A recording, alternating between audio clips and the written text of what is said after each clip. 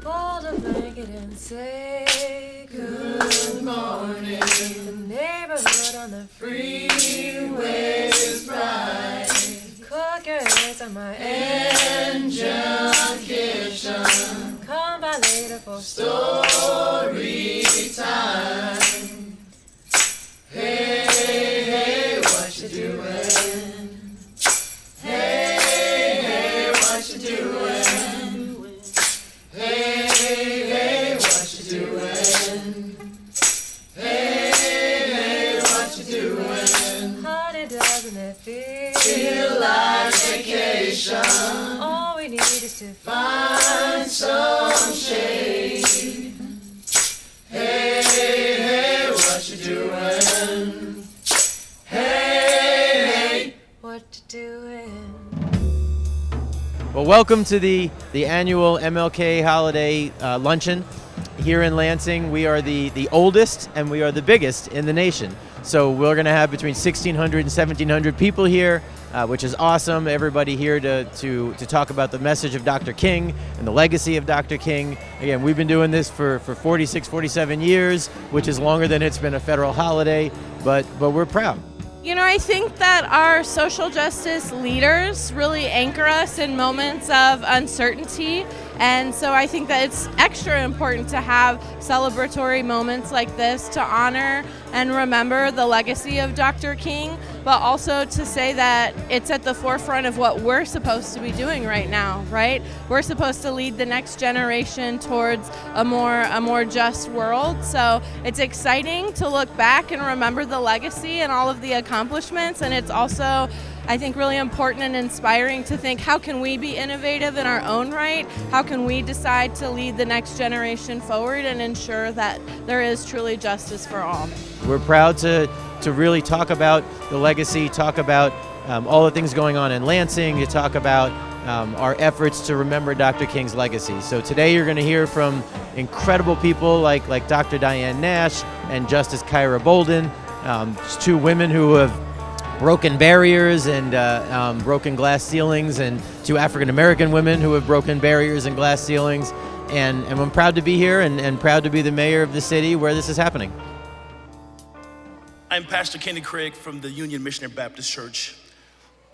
Let us pause to center ourselves in the spirit of unity and purpose. Shall we pray?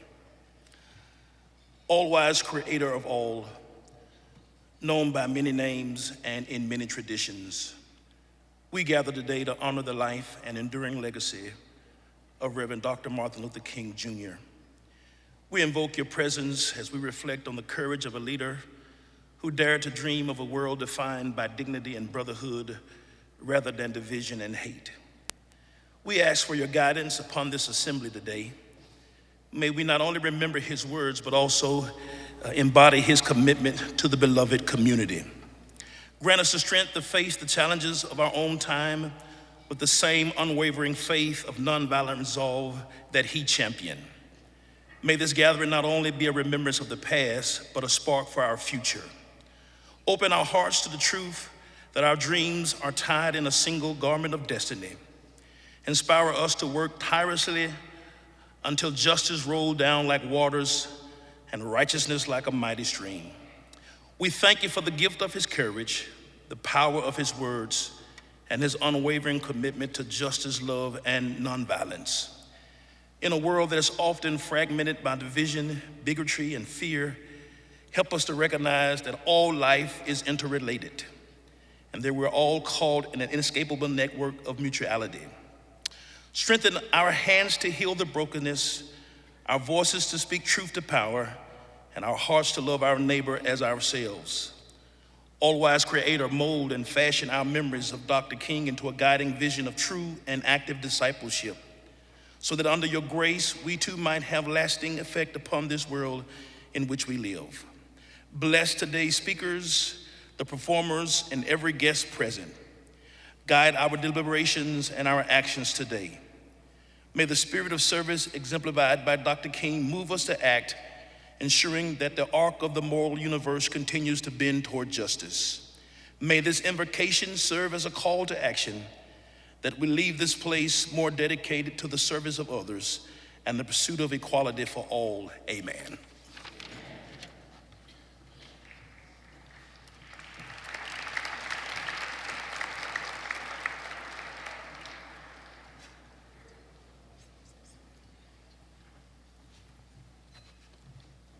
Well, good morning. I feel like I should have wore yellow so I could be in the choir. It is so wonderful to see you, and if you ever get an opportunity to get up here and see what I see when I look out there, it is beautiful. It is amazing. I am Elaine Hardy. I am the chairperson for the Dr. Martin Luther King Jr. Commission of Mid-Michigan. I want to welcome you to our 41st annual day of celebration. And it's my job that I get to introduce two of our community champions. You know them. You know one of them as a dear and close friend of this commission, and one of them as a dear and close friend of mine and a new friend to the commission. I'm going to get out of the way because we have an exciting program, and I would like to bring to the podium our very own Mr. Mark McDaniel and Miss Paula Cunningham. You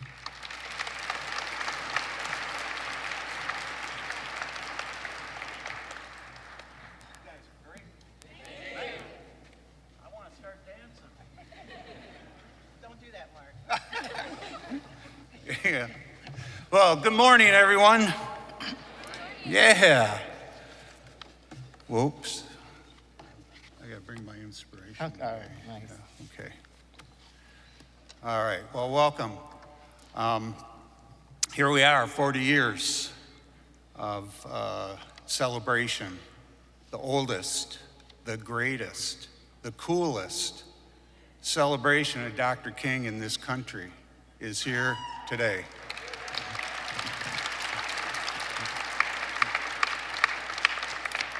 Before I go any farther, I want to mention Ms. Gomez, who is going to do the land acknowledgement on behalf of the indigenous tribes in Michigan. She couldn't make it today. So that land acknowledgement is on page 7 in your booklet, so you can read that, and sorry that she couldn't be here. 40 years. 40 years. 40 years.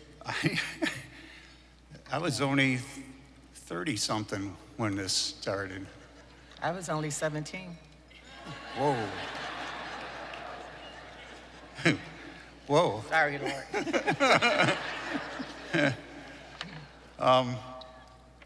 But today, I want to do first shout out.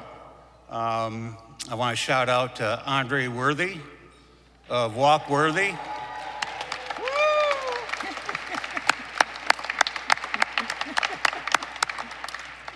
He dressed me today, like he does every year. I'll tell you, Andre he is so great. He gives to this community in so many ways you don't even know. One of the top menswear operations in this region. So take some time, go out there and meet him. He loves to talk, and he'll dress you up really cool. The other thing, I like to do every year is start off with my Al Green moment, who's one of my favorites. Have everybody stand up. Yeah, everyone stand up. He has a song called Love and Happiness, and I think it's something we all need to do a lot more of. I'd like to have you turn your left to your right to behind you and show a sign of love and appreciation and peace. There we go. There we go. How are y'all doing? Good. Glad you're here.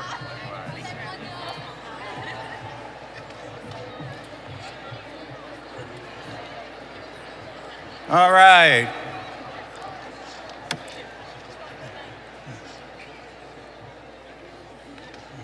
Now we can all sit down again.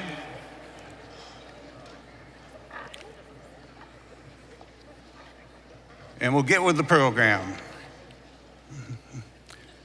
I always have a couple comments at the beginning of this. This year's tough. My gut told me to come up here and go on a rant. but I'm afraid maybe if I do that and what I really want to say, probably Cowboy Christie may show up with the new National Police Force and come in and take me away to some undescribed location. So I'm going to try not to rant, but we are at a moment in this country right now, we better start paying attention.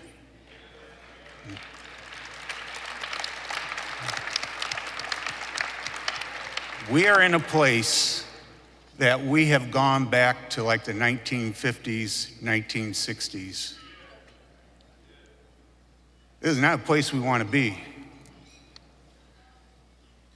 And today is a celebration of all that Dr. King and all that Diane Nash, who we're blessed to have here today. Yep. And all the people who have come before that put their lives on the line to make a difference, to even have an event like this. We have to pay attention. Yes. What is going on. I talked about it last night, that last year I got a notice from the government, an email, saying there's 30 words that we better not be using in our website, any applications we make to the federal government, or we would not receive our allocations of financing, but also they may take away what they've already given us. And this actually happened. It happened. 2 of the largest nonprofits in this country got millions of dollars clawed back because their website had certain words related to woke. And I woke up today. I'm like really happy I woke. Gotta stay woke. That's right. Man, if you ain't woke, you're still sleeping in a coma, or you're going down with this hot place where you never get to sleep. Okay? It's time to think about where we're at. Think about what you hear today. Think about the music you're going to hear and reflect on where are we at. It's a call to action. Today is a call to action. It's celebration, yes. It's about reflecting on the past, but we better be thinking about today and what the future's going to bring. That's what today's about. That's right. Thank you.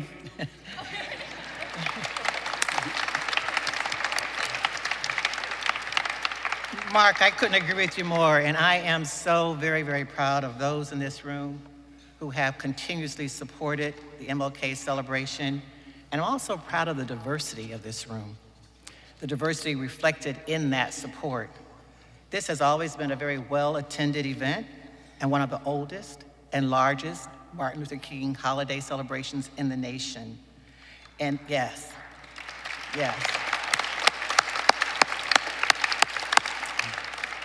The Martin Luther King Holiday Commission has continuously raised the bar every single year.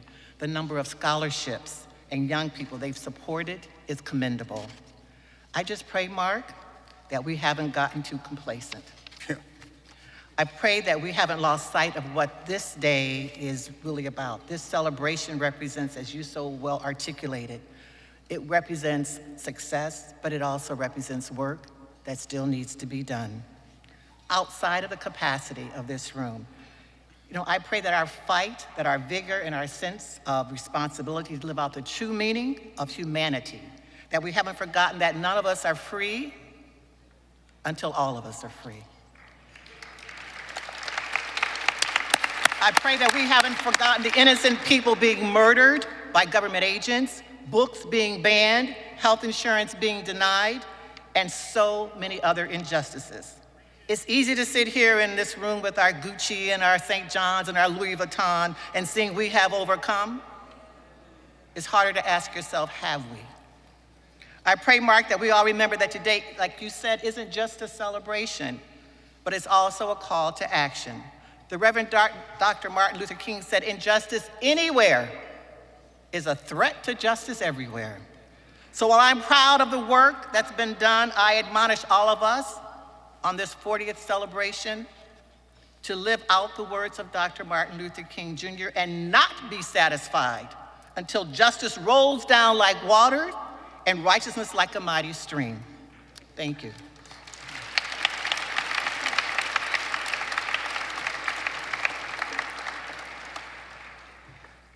All right, now I'd like to have everybody to rise. Introduce Sharon Lawrence. And the Urban Art Orchestra, who's typically under the direction of Deshaun Jones, but he's unable to be here today, so his esteemed father, Alvin Jones, is going to conduct the orchestra for our national anthem.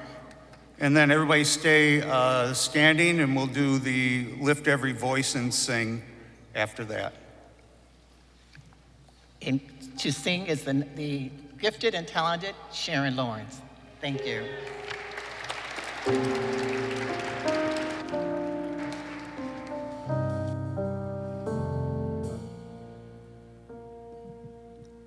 Oh, say, can you see by the dawn's early light what so proudly we hailed at the twilight's last gleaming, whose broad stripes and bright stars through the perilous fight, all the ramparts we watched were so gallantly streaming, and the rockets' red glare, the bombs bursting in air, gave proof through the night that our flag was still there.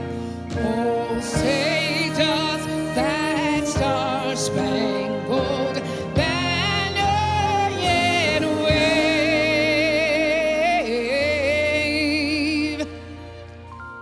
Oh, the land of the free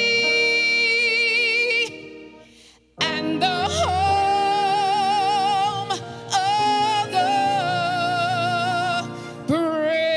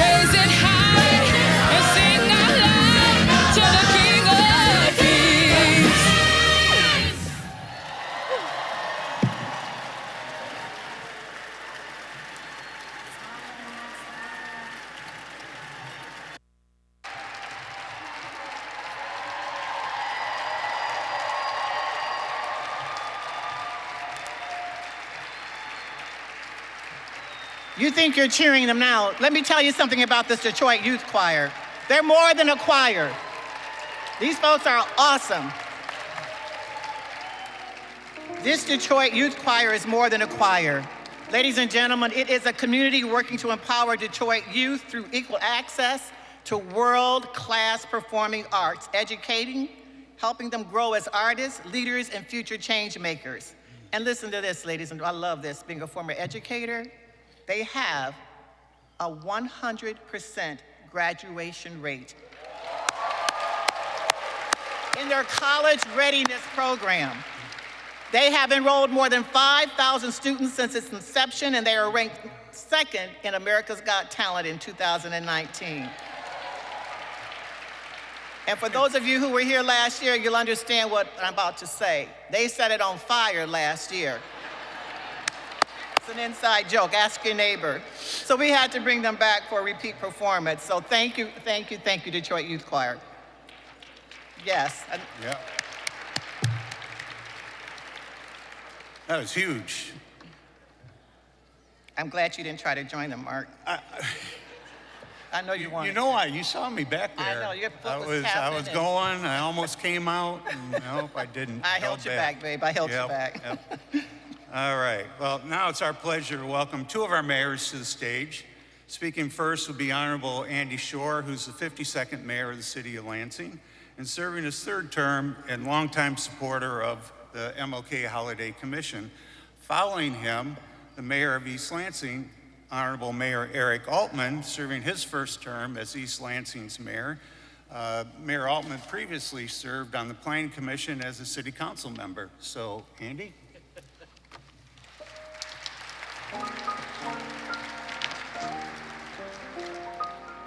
Well, first, I was standing in the back thinking, I gotta follow that. It's a little daunting. But then Paula made the first joke about fire, and I was committed. I wasn't. For those who remember, we had a little bit of an incident last year, but we got it all figured out this year, I promise you. Well, welcome everybody. Welcome and thank you for being here today to honor the life and legacy of the Reverend Dr. Martin Luther King Jr. It's wonderful to see everyone here in a packed Lansing Center. Once again, we joined to celebrate the life of a man we lost violently half a century ago, and to remember the lessons that he preached to us all. It is such an honor to welcome today's speakers, Michigan Supreme Court Justice Kyra Harris Bolden and Dr. Diane Nash. No better place to be than in Lansing today. Peace, justice, and nonviolent action and social justice are causes that ring true more than ever today, more than 5 decades after Dr. King's death. So we gather here to remember the Reverend Dr. Martin Luther King Jr. But for all that, you've heard this, but for all that the nation has accomplished in achieving the goals of our equal opportunity and social justice, we all know that much work remains to be done. Especially now, in a time where the letters DEI are rejected by those at the highest levels of power, we in Lansing, we believe in diversity. We celebrate inclusion, and we're proud of the work that we're doing to ensure equity. We know there's still more work to be done, and we know that we're going to be as vigilant as ever, but in Lansing, we're doing that work. We've shown that citizens can come together to support all of our citizens. We've created an official City of Lansing Diversity, Equity, and Inclusion Board, and I am grateful to so many of our Lansing residents for stepping up and demonstrating our resilience and our sense of community. But we don't just talk the talk, we walk the walk. As you know, a budget reflects priorities and beliefs of any organization or community. So over the past few years, Lansing has budgeted millions of dollars for equitable economic development through several programs. And we have already been successful in helping many BIPOC small business owners to get started, providing tools that they didn't have before. We're going to continue to do the work. We've also dedicated a portion of our general fund budget each year towards racial justice and equity through a grants program we have. I know they're here somewhere. I want to thank our city council members who passed this ordinance, creating this fund. We all believe in this together, and we are partners in this. I also want to recognize Lansing's hardworking Human Relations and Community Service Department and our Lansing Economic Development Corporation, who are doing this work every day for diversity, equity, and inclusion in the capital city. So thank you for those folks. As always, I want to thank Elaine Hardy, and I want to thank the MLK Commission for all of their hard work. We know that this isn't an active board, it's a working board. And they're sitting up here. If you see folks from the MLK Commission, they're going to be running around today doing a lot of work. Please stop and thank them. They are such hard workers.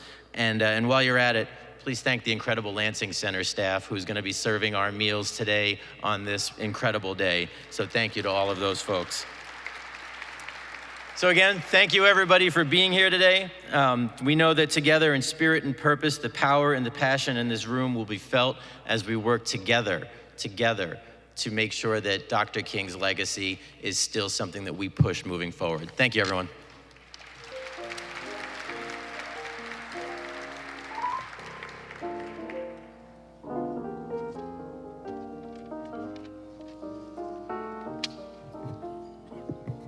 Good afternoon, assembled guests. Thank you all for being here today. I'm East Lansing Mayor Erik Altmann. I want to thank Mayor Schor for his remarks, and I want to recognize Lieutenant Governor Gilchrist and Senator Slotkin, and also East Lansing City Council members Mark Meadows, Carrie Singh, and Steve Whalen, who join us all today. I'm grateful we have a quorum, as they say. I'm grateful for the opportunity to hear Dr. Diane Nash, who worked closely alongside Dr. King in his lifetime. Dr. Nash helped lead the Freedom Rides, among her many pivotal roles in the civil rights movement, and was awarded the Presidential Medal of Freedom by President Biden in 2022. I would also like to welcome Michigan Supreme Court Justice Kyra H. Bolden, the first Black woman and the youngest person to join the court.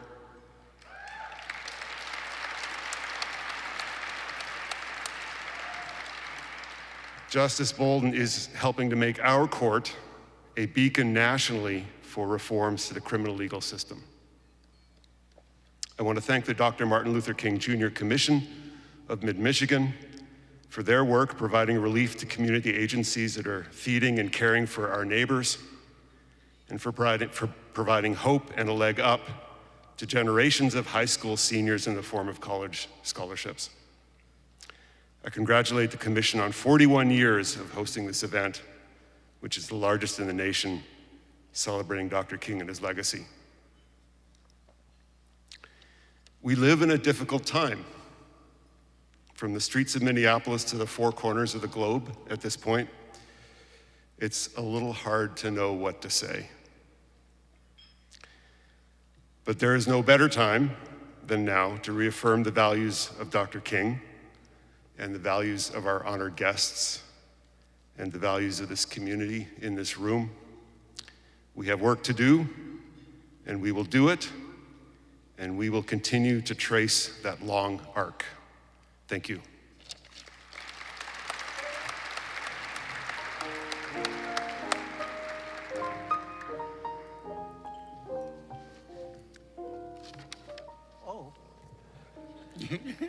Okay, next we will hear from the Honorable Senator Alyssa Slotkin.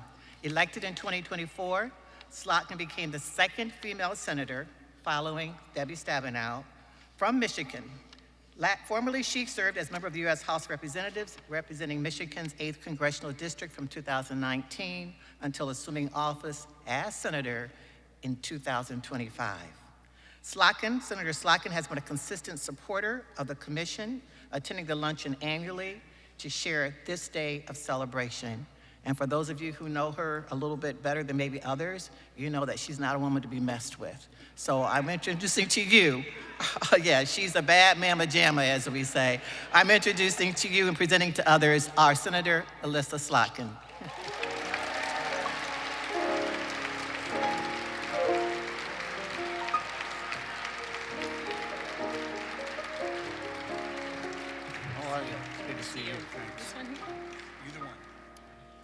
Well, hello, everybody.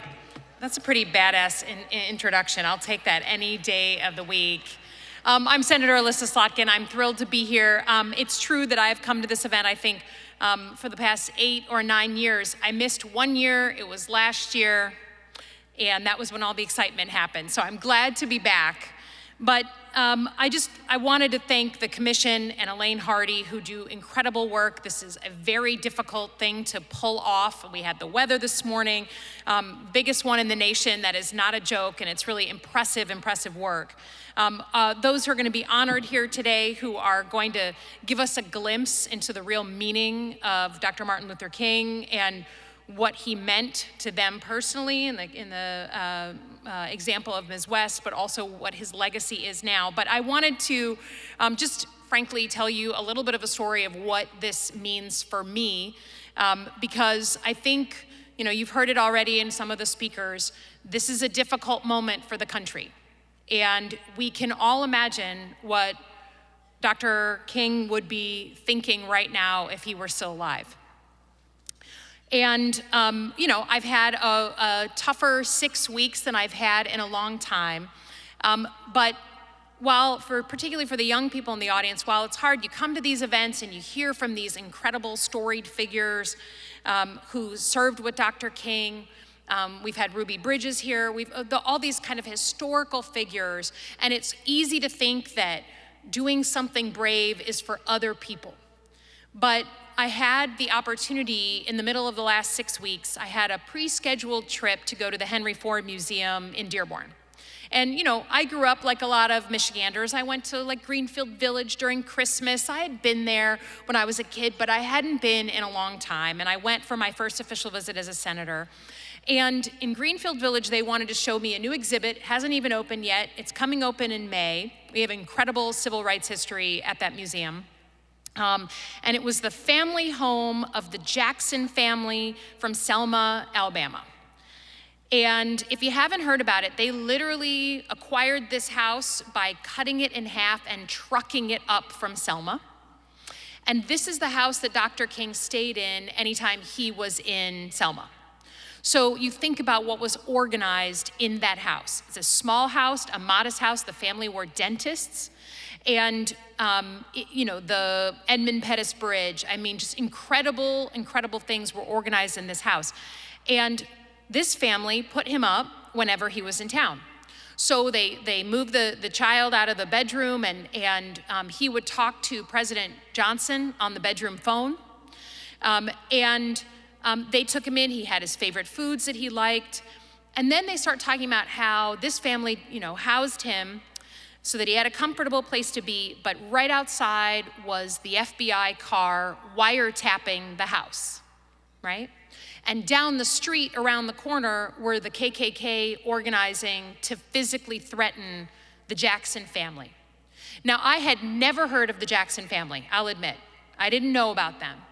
And I just have to tell you that it hit me at the right time, where it just said, if these folks risked life and limb, they risked everything to help this man do what he needed to do for the country, who are we to say that we shouldn't risk? And I think it made me dig in my heels, that at a time when many of us, including in this room, are being asked to be quiet and sit on our hands because that will keep us safe.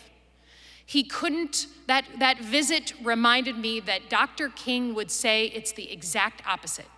That it's small daily acts of bravery that no one sees, that no one writes you in the history books for, that come together with other acts of bravery and snowball to create the actual change that he created back then and that we need to create right now. So I will just say, in honor of his day, this national holiday, in honor of what it means to many of us here in the room, that everyone here is now deputized to be brave. Just a little braver than we're used to being, in honor of him and in honor of the country that we love. So thank you, everybody. I love you, Lansing. It's great to be here. Have a great rest of the day. Thank you.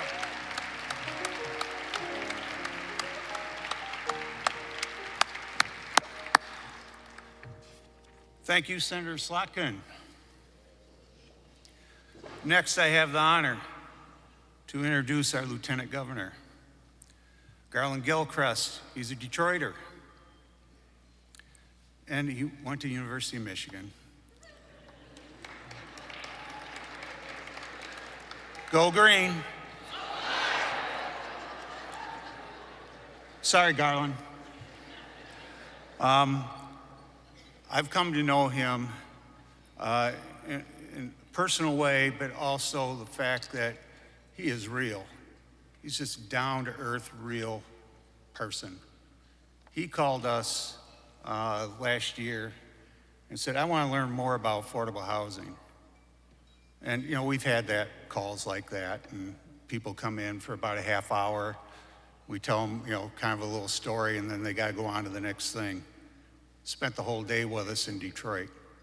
4 hours of training about how do you structure an affordable housing deal, how hard it is to get these deals done, and most importantly, put a face on who lives in it and why that's so important.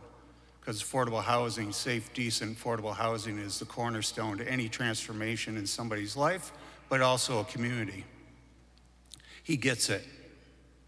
He called us back a couple months later and said, I want to spend another day with you, because now I got all kinds of questions I've had to think, because he's an engineer. Spent a whole day with us. I've never seen that with an elected official.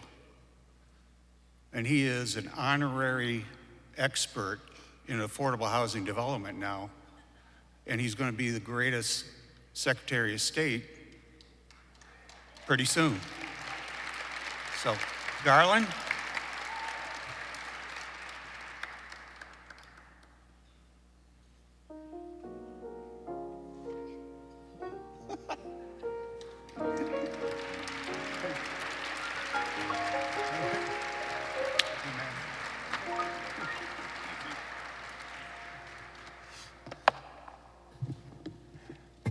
How y'all doing? Now, MLK Day is about nonviolence. Mark McDaniel committed an act of violence when he told y'all I went to Michigan here in this room in Lansing.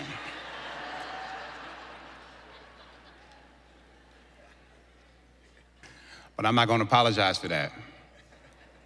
So don't expect me to. Lansing, it's so good to be back here with you. This is the largest and most significant gathering of its kind, celebrated every year in a city of significance, where we have people and communities of significance. And I think it's important that we have rituals like this, because they help us understand the rhythms that we can get into to recognize the power that we have. It's important to do some things more than once, and in this case, 41 times. But if I can take a moment to say that Martin Luther King Day is a really important day, but I'm gonna be real with you, I don't like the way that some people celebrate it. I don't like the way that some people think of Dr. King. Dr. King was a challenging figure in the sense that he challenged people. And I feel like sometimes there are way too many people who treat Dr. King like he is Santa Claus. What I mean by that is there is this really soft version of Dr. King that we hear about. There's this really nice version of Dr. King that we hear about, that we read about. There's this version that people treat like he said that everything was fine enough because he was nonviolent. I think people underestimate the strength that nonviolence requires. I think that people underestimate the level of creative aggression and energy that it takes to overcome oppression, racism, bigotry, prejudice, and all the things that hold people back from being their best selves. I mean, I like Santa Claus. I used to like Santa Claus when I was little, at least. But I like freedom more. And I like freedom fighters more. And I like honest storytellers who will paint a whole picture of what Dr. King called for us to do, who he called us to be by challenging us, by reminding us what the words that founded this country actually said and meant. Now, he also talked about the importance and the urgency and the primacy of our identity as Americans and how that connects to our identity as voters. He said that so long as I do not firmly and irrevocably possess the right to vote, I do not possess myself. You can't be a member of a group if you don't have any say in that group.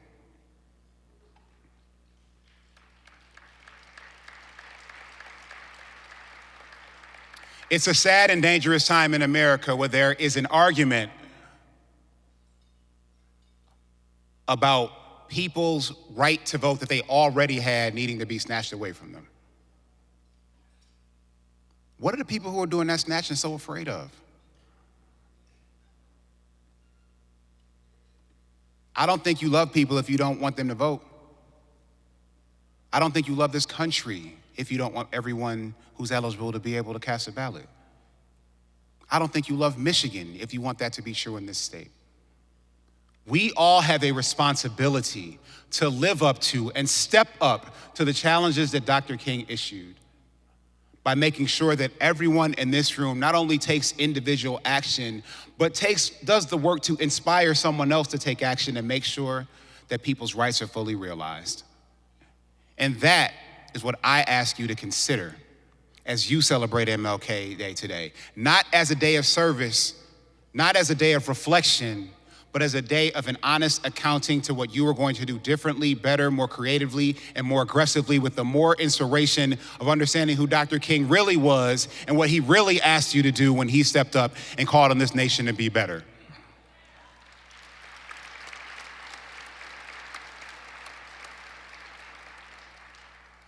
The last thing I'll say is this.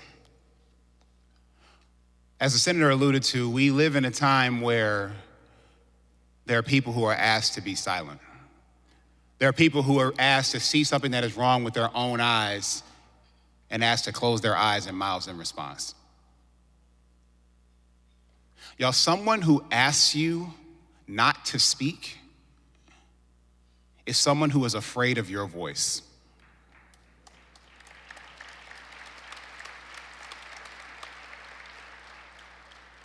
But I want your voices to be loud. I want your voices to be proud. I want your votes to be powerful. And I want your impact to be historic. Happy MLK Day, Lansing. God bless you. Let's continue this fight together.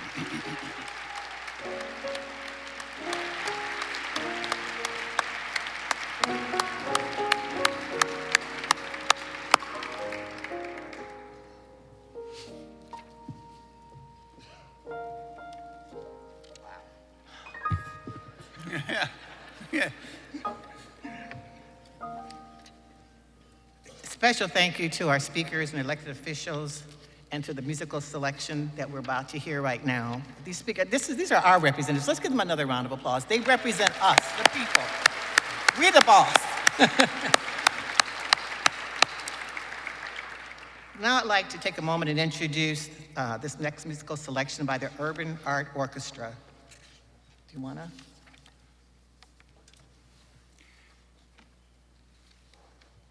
Sure. Oh. Well, I want to introduce the Urban Art Orchestra and conductor Alvin Jones and the gifted pianist and vocalist Alvin Waddell, who will now entertain us. And this Urban Art Orchestra brings fire, passion, and a high energy experience to every single stage.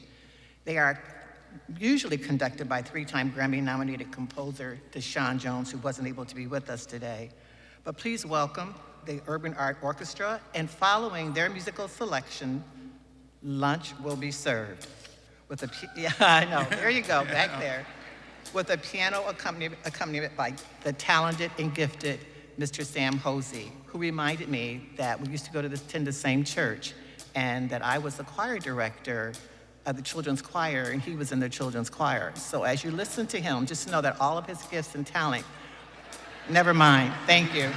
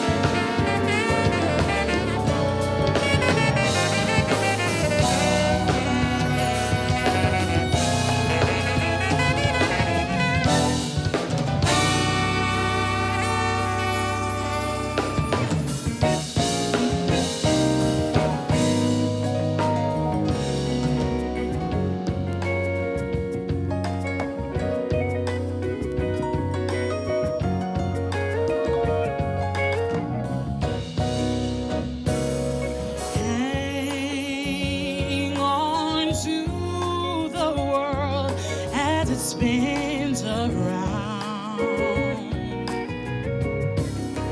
Just don't let that spin get you down.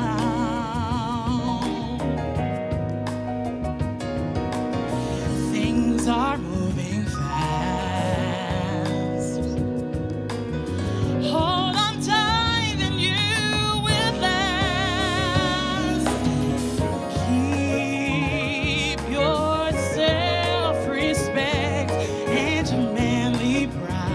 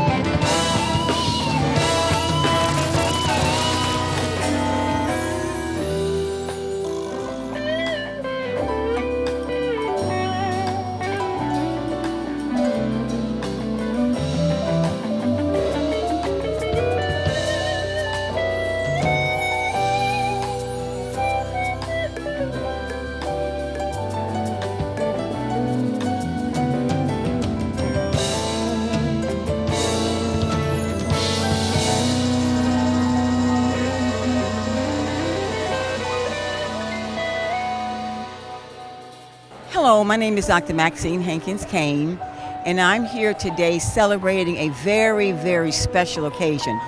Every year we assemble here at the Lansing Center, and the MLK committee does a wonderful, wonderful job of bringing us together. Why do we come together? We come together because we are celebrating the life and legacy of Dr. Martin Luther King, a person who sacrificed his life for us so that things would be better for us.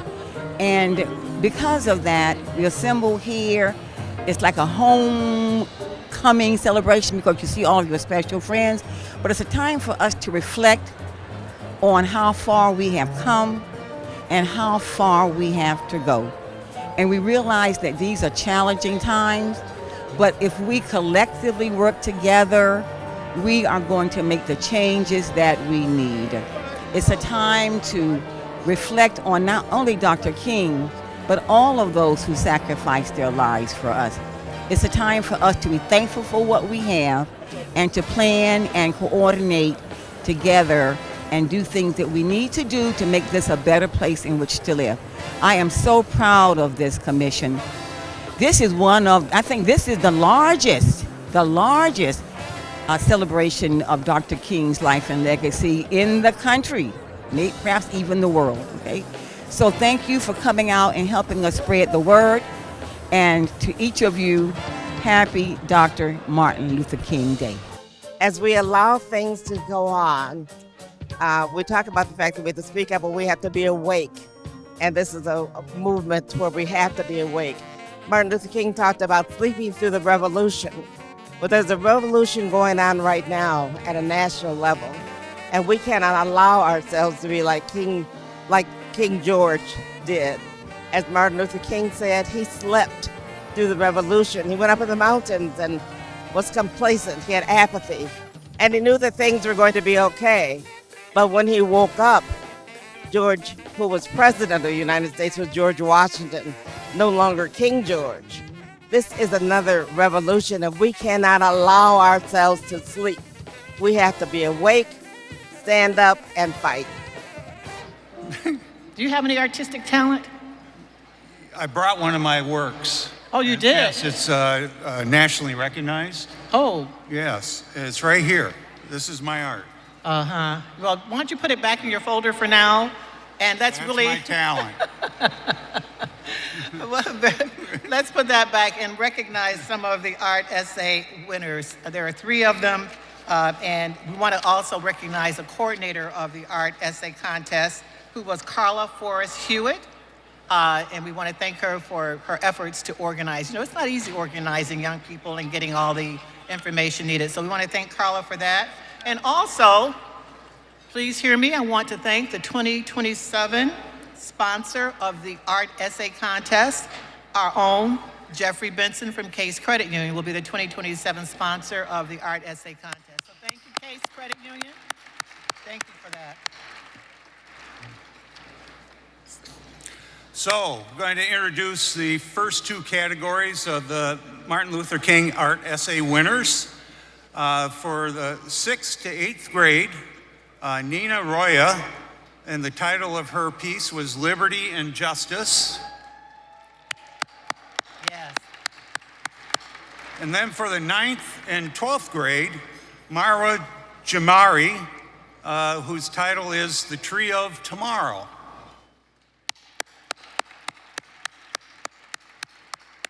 And again, those presentations are actually in the page 25 of your program book.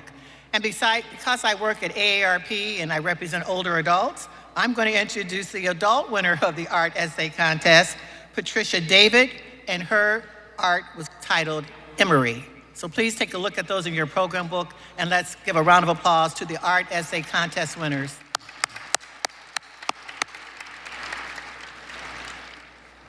All right, now we're going to introduce the essay contest winners, along with Commissioner Dr. Brian Beverly.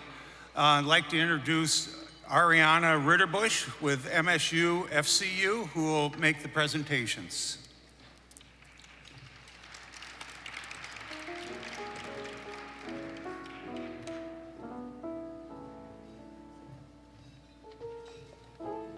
Happy Dr. Martin Luther King Jr. Day, Lansing.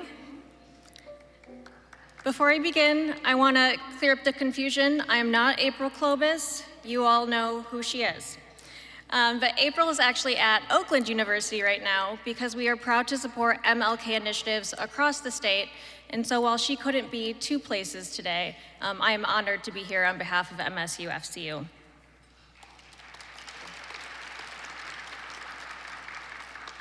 At MSU-FCU, one of our most meaningful and long-standing traditions is hosting the reading of the MLK Scholarship Contest.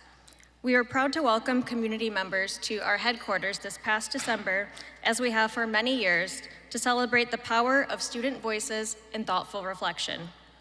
I'd like to thank Commissioner Dr. Brian Beverly for the opportunity.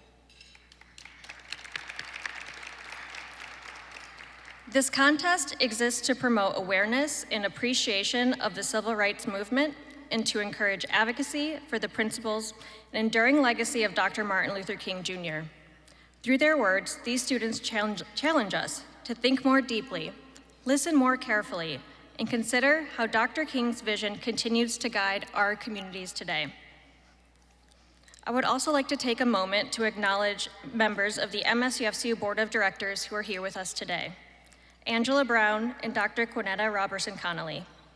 Thank you for your leadership, your partnership, and unwavering commitment to advancing our work and MSU-FCU's core values to give back to the community and cultivate a community where every voice is included.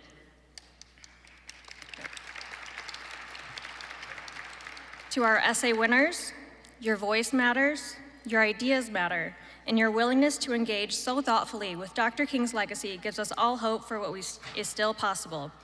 We are incredibly proud of each of you and grateful that you chose to share your perspectives with us. At this time, it's my honor to recognize the recipients of this year's Dr. Martin Luther King Jr. Essay Contest. For 6th through 8th grade, in 3rd place from Beagle Middle School, 8th grader Lawrence Yang.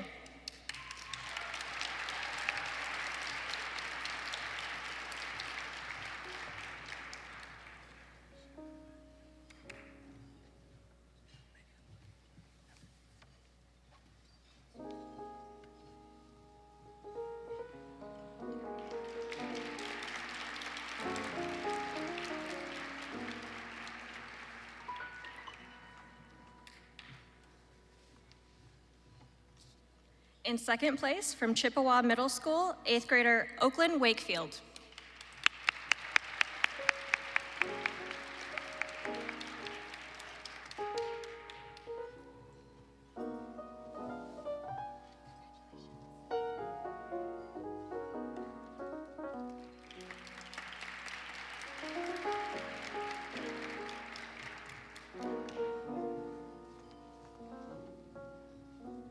And in 1st place, from Hazlitt Middle School, Charlotte Nance. And Charlotte will read her essay for us.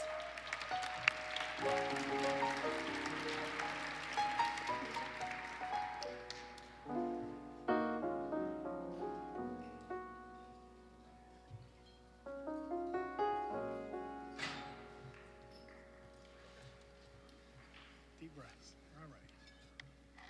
Take your time. Pull it out. Pull your words out.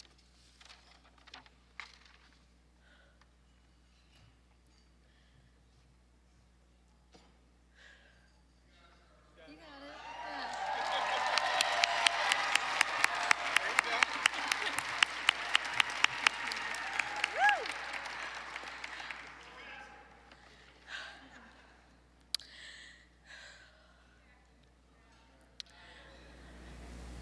Until justice rolls down like waters and righteousness like a mighty stream, the world will be parched, dry, devoid of love, of compassion, of refuge.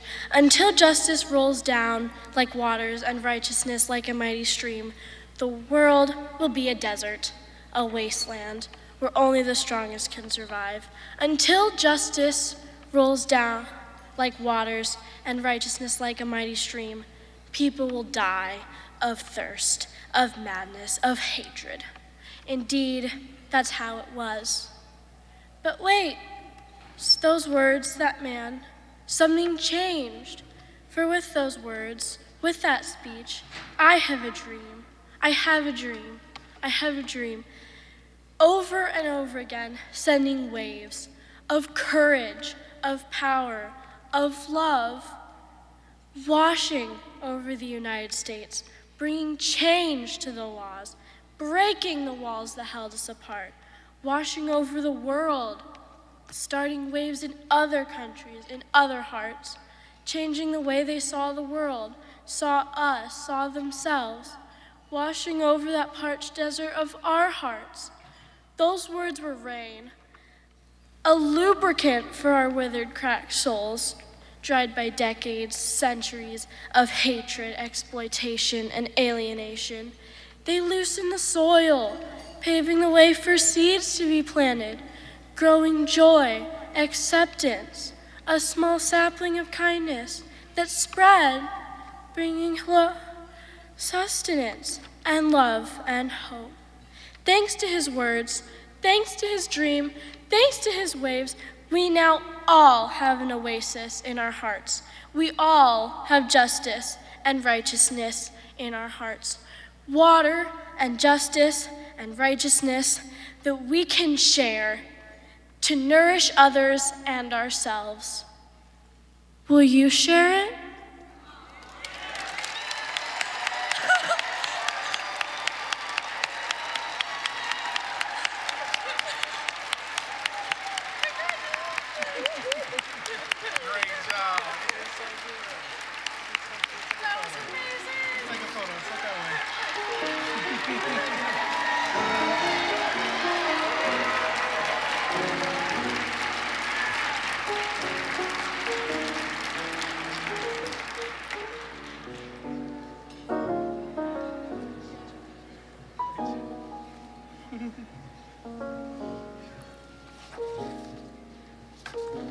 Let's give it up for all of our winners one more time.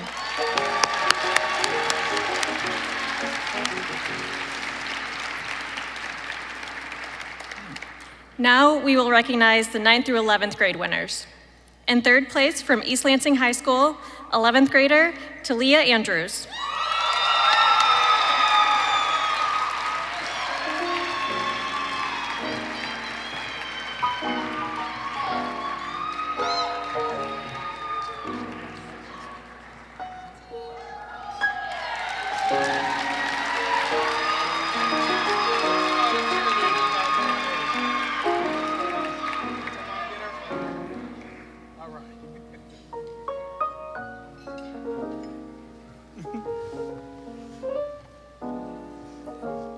In second place, from Lansing Eastern High School, 10th grader Elijah Bond.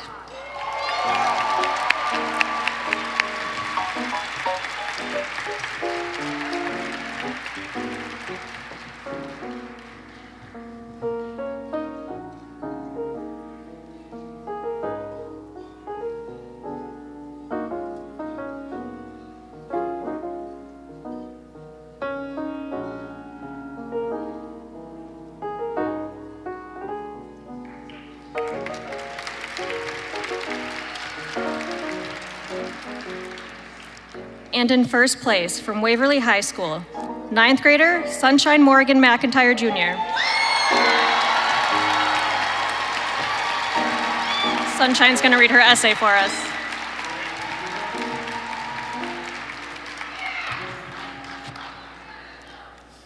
Good afternoon, everyone. When I first hear the words, "Until justice rolls down like waters and righteousness like a mighty stream," I don't just think of a simple quote. I think of a warning and a promise. It's a reminder that justice is supposed to be powerful, natural, and unstoppable, not something that appears only when it's convenient. These words challenge us to imagine a world where fairness is as common and essential as water itself. The idea of justice rolling down like waters means that fairness should move freely and reach everyone, not just a few.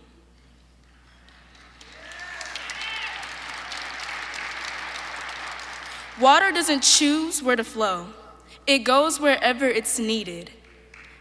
But in reality, justice doesn't always work that way. Many people still experience discrimination and unequal treatment. Dr. King used this imagery to show that true justice should be constant and dependable, not delayed or restricted. The second part of the quote, righteousness like a mighty stream, reminds us that doing what is morally right must be ongoing and strong. A mighty stream pushes through obstacles and keeps moving with purpose. In the same way, righteousness means choosing to act with honesty, courage, and compassion, even when it's difficult. This message is still important today. We continue to face issues like inequality, violence, and unfair systems. Change doesn't happen by accident. It happens when people decide to stand up, speak out, and do what is right. Dr. King's words call us to help create a world where justice flows naturally and righteousness is part of everyday life. Thank you.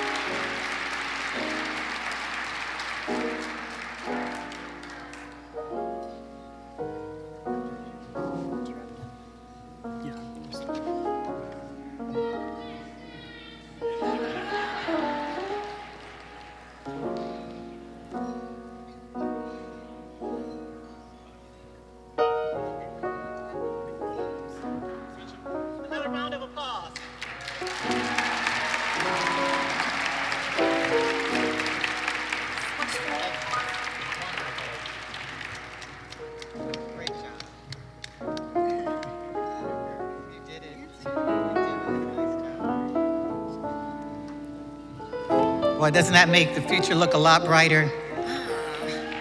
Wow. I want to also thank MSUFCU for sponsoring this particular scholarship award.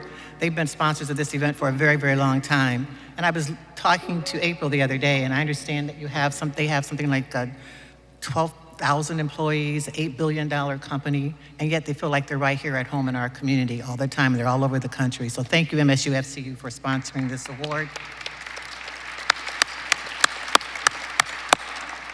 And before we present the scholarship winners, I want to also offer a special thank you to my co-host, co-MC today, Mark McDaniels. I know that Mark has been standing in front of you for quite some time, and this man practiced what he preaches in terms of support for this community. Mark McDaniels just increased the scholarship for first place winners, from $5,000 for the first place winner to $10,000.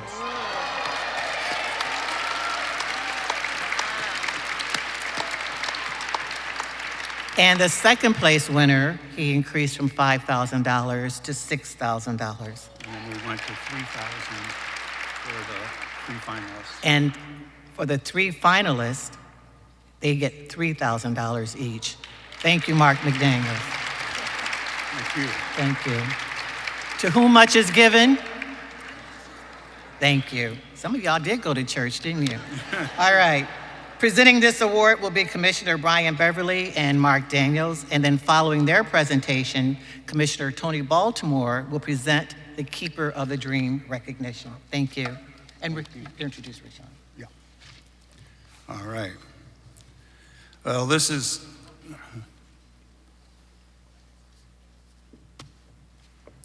special. Fact that the commission a few years ago named a scholarship after me. Something I never would ever thought would have happened in my life. But with that, there's also this very special person to this commission, James Butler III, who was one of the originals with getting this all started years ago, who became a supporter of mine, mentor of mine, and he had a love of children and education.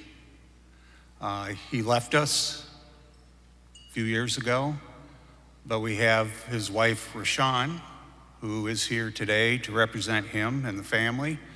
And we also named the scholarship fund after James Butler III and also me. So this is the Butler McDaniel Scholarship.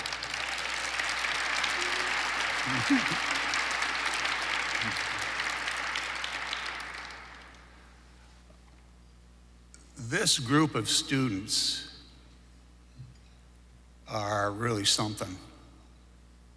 Every single one of them has a grade point of 3.5 or better, like 3.98.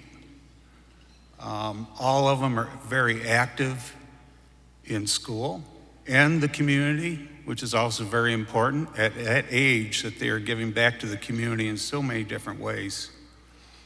They are an impressive group. The essays that I read were unusually good. A few years ago, there was a moment that the essays were just like at the top. This is another year that they're at the top. They had a really strong handle on what's going on today and the concept of righteousness and justice. Every single one. I don't know how you could pick, first to third or whatever, because it's just hard. They're so good. There was one, her essay was all poetry, which I've never seen. Not being a poet, I don't read it much, but it was like beautiful. And I'd love to read all of them, but I have a couple excerpts that I saw, I just thought were kind of on target. So the one was, what moves me most about Dr. King's word is his reminder that justice is not only the responsibility of governments, courts, or movements, it's also tied to personal integrity, how we live, speak, act, and treat one another. Righteousness is something we must demand from institutions, but it's also something we must expect from ourselves. It means choosing honesty when dishonesty might be easier, offering compassion when judgment would come quicker, and showing courage when silence would invite less intention. Next one was, it is not that act of evil is the ultimate enemy of good, but rather apathy. Think about that word, apathy. That's at play right now, okay? I think we're very complacent in apathy. And apathy is something that some try to have happen to be able to get agendas through. But rather, apathy is the ultimate enemy of righteousness. It is far too easy to be apathetic, too easy to look away or claim one is too busy to pay any mind. It is insufficient to meet the bare minimum of not evil. Instead, we should put in the work and aspire to be truly good. With that, I'd like to recognize our first of the finalists. I'd have to say Eastern High School and East Lansing High School have done an amazing job. These are the... Go Quakers! So our first awardee is Gabrielle Ferguson from East Lansing.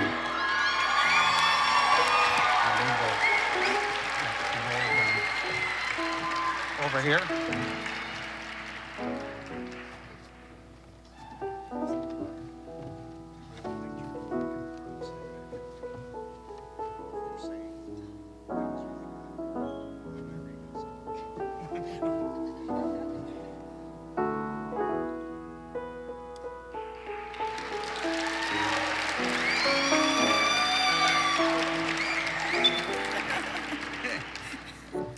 Okay, next finalist is Ania Anderson from Eastern High.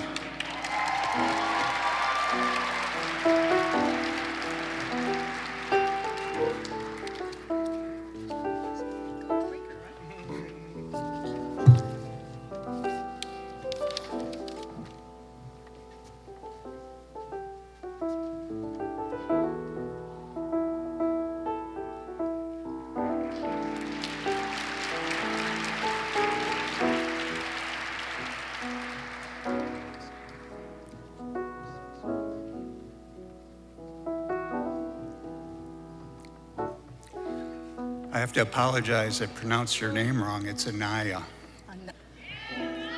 Yeah, I'm sorry. I saw it, I should have told Thing is, she had enough guts to tell me. That's a good sign.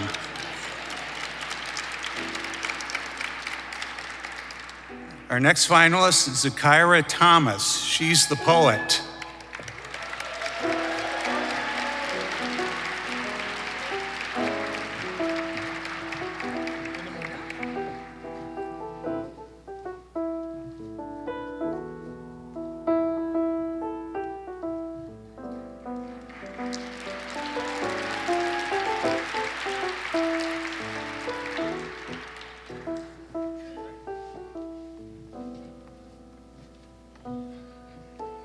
Now in second place, from East Lansing High School, London Elam.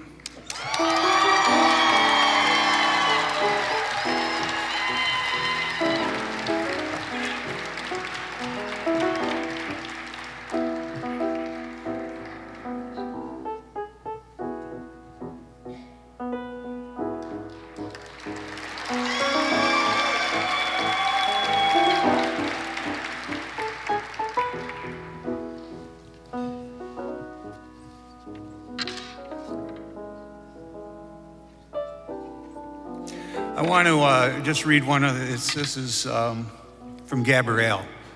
She has a saying that she put on her bio at the end. And it's, every minute's a moment.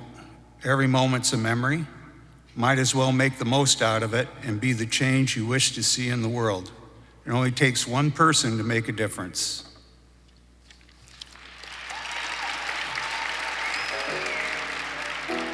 Now, for first place, $10,000 scholarship from Eastern High School, Gavin Knapp.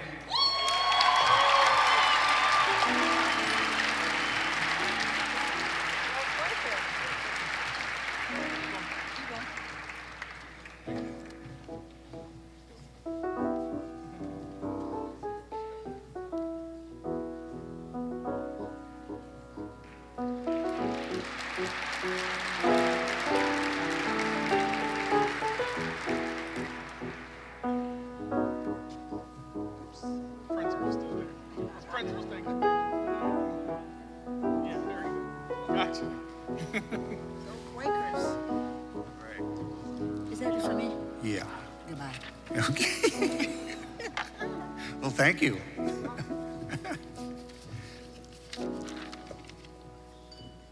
All right. You can all come this way.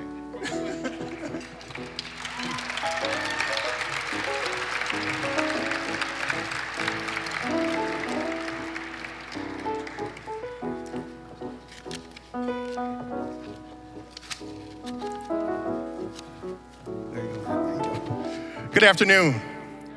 Good afternoon, Lansing Center. Let's one more time for our youth. Come on, y'all can do better than that. These are our future elected officials. These are our future commissioners of this commission. They will be putting on this luncheon when we're all gone.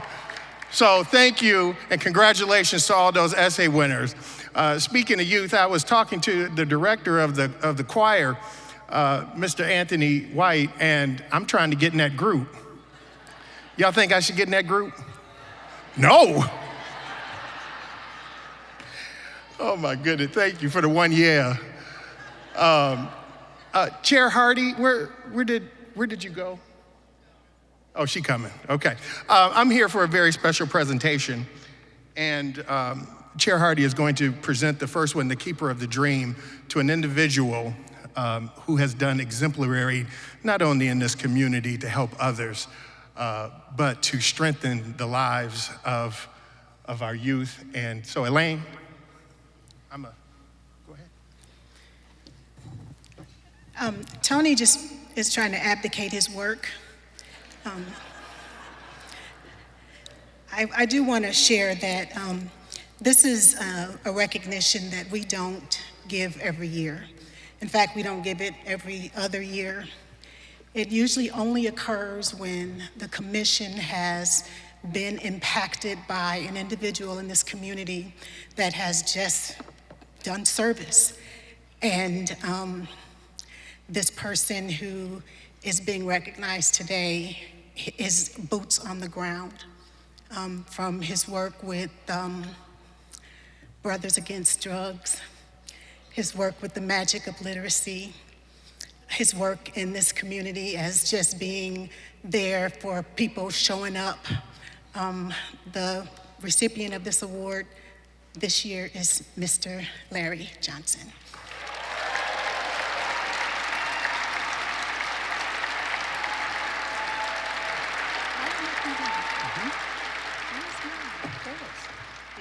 My goodness. Thank you so much.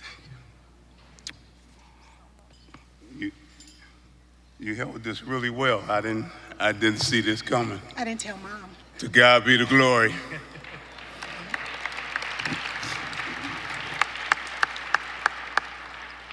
You know, 36 years ago, I was told I wouldn't be here. But ain't God good? I just want to thank MLK Commission. I want to thank my wife, my family, the Brotherhood Against Drugs and Magic of Literacy board members that's here today. And I want to thank you, because without you, I couldn't do this. I just thank you, I thank you, I thank you. God bless you. Hold on. There was somebody that wanted to say something to you. Everybody, if you would just direct your attention to the video screen. Hey, Larry, congratulations on receiving the Keeper of the Dream Award. I know what you have meant to this city and community. I'm happy to see you get this award that is only given in extraordinary circumstances of community service and involvement. You've had an incredible impact in the Lansing area, and I'm glad to call you a great friend. I also want to thank the MLK Commission of Mid-Michigan for all the good work they have done for so many years in this region and nationally. I wish I could be there, but we are headed out west for our road trip, so I can't wait to celebrate with you when I get back in town. Once again, Larry, congratulations, go green, and thank you from the bottom of my heart for all you've done for us. God bless you. You didn't tell mine. No? Nope, I didn't.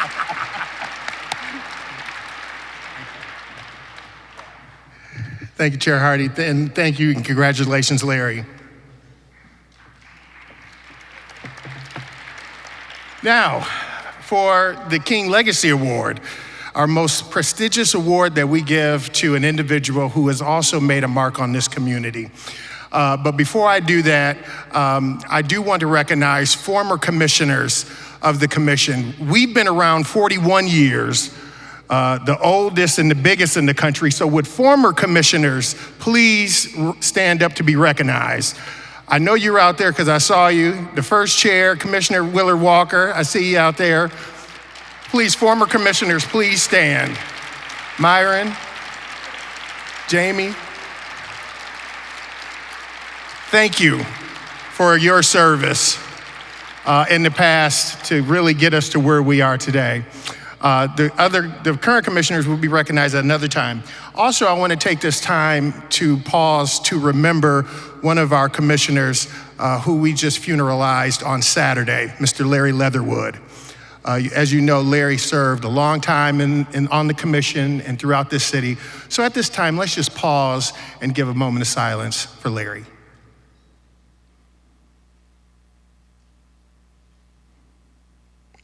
Thank you. I do know Larry's son is here, so thank you for being here with us. And also to our other commissioner, James Butler, as you saw, and Rashawn here today.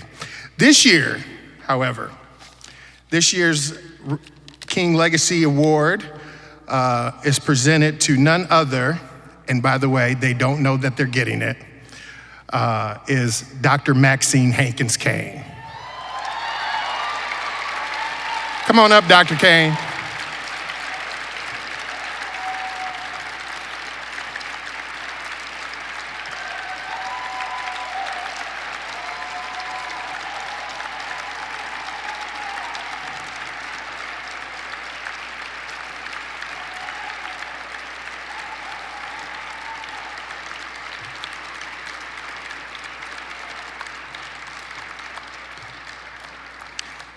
as she come in, as you can imagine, her bio is about 27 pages long. I think the only other one that beat her was Barbara Roberts Mason, which was about 32 pages. And also, Barbara is a former recipient of the award. But if I could, Maxine Hankins Kane, educator and community program coordinator, born and raised in Norfolk, Virginia, to former sharecroppers, Maxine Hankins Kane started working as a professional in 1968 as a primary unit teacher with the Detroit Public Schools, and since served as capacities of educational resource specialist, principal in both Lansing and Detroit, director of elementary education for the Lansing School District, and superintendent of St. Kofa Shule Public Schools Academy in Lansing, Michigan. She received her undergraduate degree of elementary education from Norfolk State University in 1968, a master's degree in reading from the University of Michigan in 1977, administrative certificate courses from Michigan State University in 1993, and a doctoral degree in K-12 education administration from Union Institute and University in 2011. Maxine is a national keynote speaker and workshop presenter. Through the years, she has been invited by many local and national business organizations to speak before youth and adults as she shares her expertise in the use of strategies and strengthening self-esteem, diversity, and inclusion, empowering people to improve, and teaching our youth and adults by creating stronger teams. Some engagements, just a few of them, because there are many. But she has been keynote speakers and workshops for Michigan Farm Bureau, Sioux City Community Schools, the Oklahoma School District, Mary Kay International Conference, National Alliance of Black Schools, the MEA, Michigan Student Teachers Association, Women of Michigan Education Network, the Michigan Capital Girl Scouts Council, Michigan Hispanic Education Conference, Michigan Women's Commission, Michigan State University Alumni Association, Eastern Michigan University, University of Michigan, Dean Transportation, Sesquicentennial Advisory Board, Kent County Intermediate School District, Lansing Genealogical Society, and the Michigan Historical Society. Maxine is a recipient of the Sojourner Truth Award, Greater Lansing Area Negro Business and Professional Women's Club, Inc. She's received awards from the NAACP, the YMCA, the Whitney Young Boy Scouts of America, National Storytellers Jackie Terrence Award, just to mention a few, and I didn't even read all of them. She currently is the president of the Lansing Regional Sister Cities organization. She is married to Dr. Eugene L. Kane, and together they have 3 sons, Asante D. Kane, assistant city manager in Grand Rapids, Michigan, producer and Grammy Award winner, Kyra H. Kane, Needles, and Dr. Jabari P. Kane, associate professor of education technology in Kennesaw University. Ladies and gentlemen, Dr. Maxine Hankins Kane.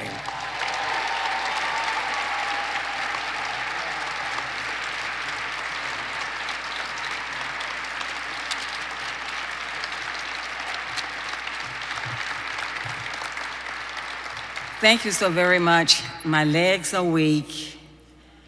I am totally surprised by this.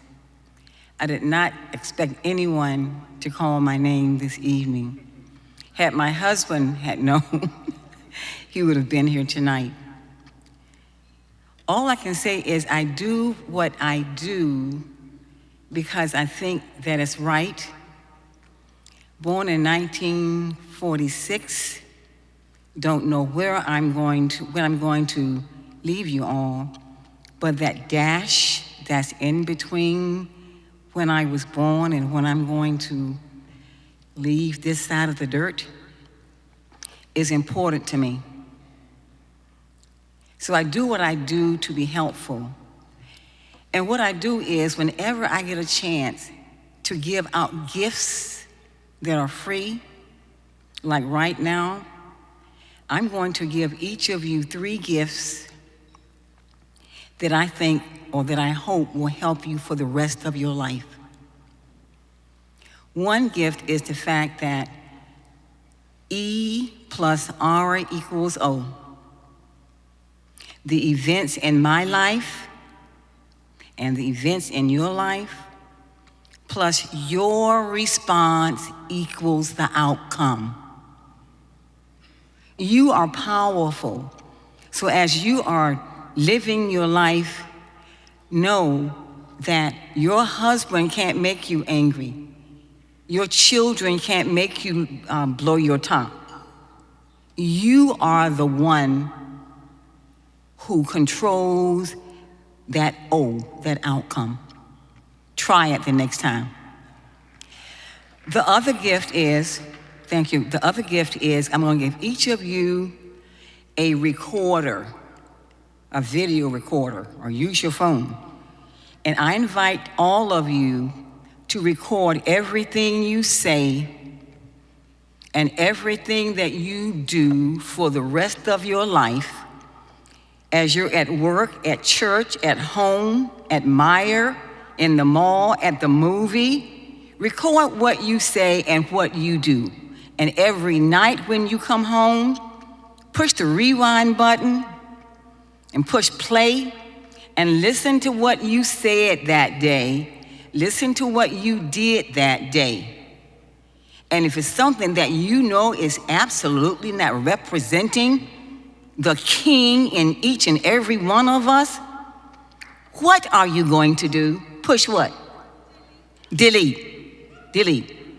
And if something that you did or said or whatever that you know is the king in you, because you were encouraging someone, being kind to someone, helping that lady or that older gentleman cross the street, what are you going to do? Save it.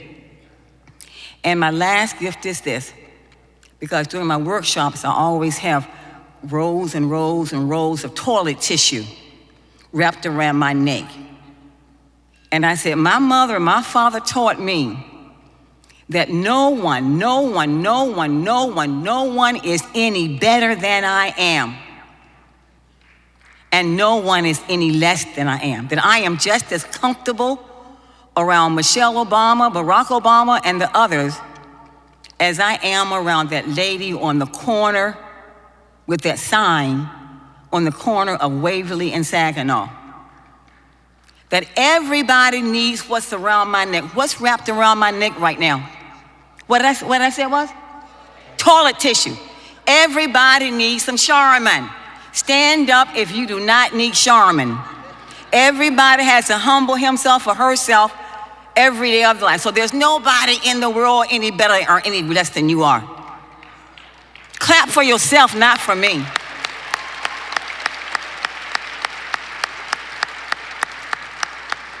Lastly, for some reason, I'm so hesitant about what I see happening in 2026.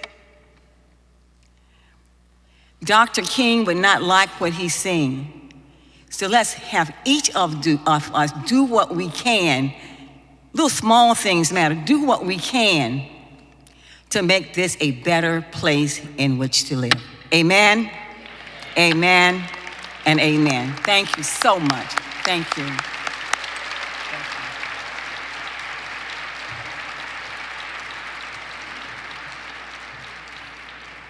Just be sure to use that Charmin out the package.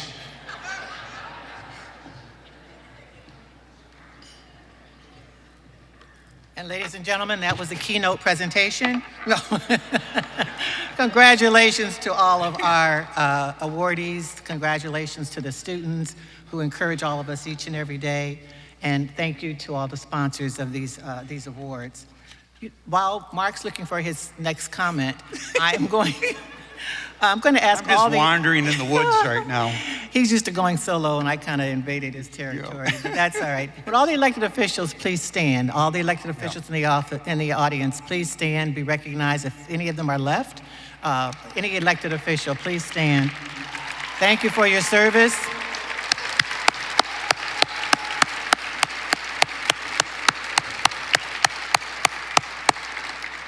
It's rough out there, so we appreciate your service, whether you're Democrat, Republican, Libertarian, or whatever. Thank you for your service. We appreciate you being here. I think now we will introduce the Detroit Youth Choir and Director Anthony White back to get some excitement going again. And they're going to set the house on, well, no, they're not going to set the house on fire this time. But we appreciate them being here. And thank you. This concludes Mark and my part of, of the program. Thank you so much for your attention, and we look forward to hearing the rest of the program with our keynote speakers. Thank you. Thank you.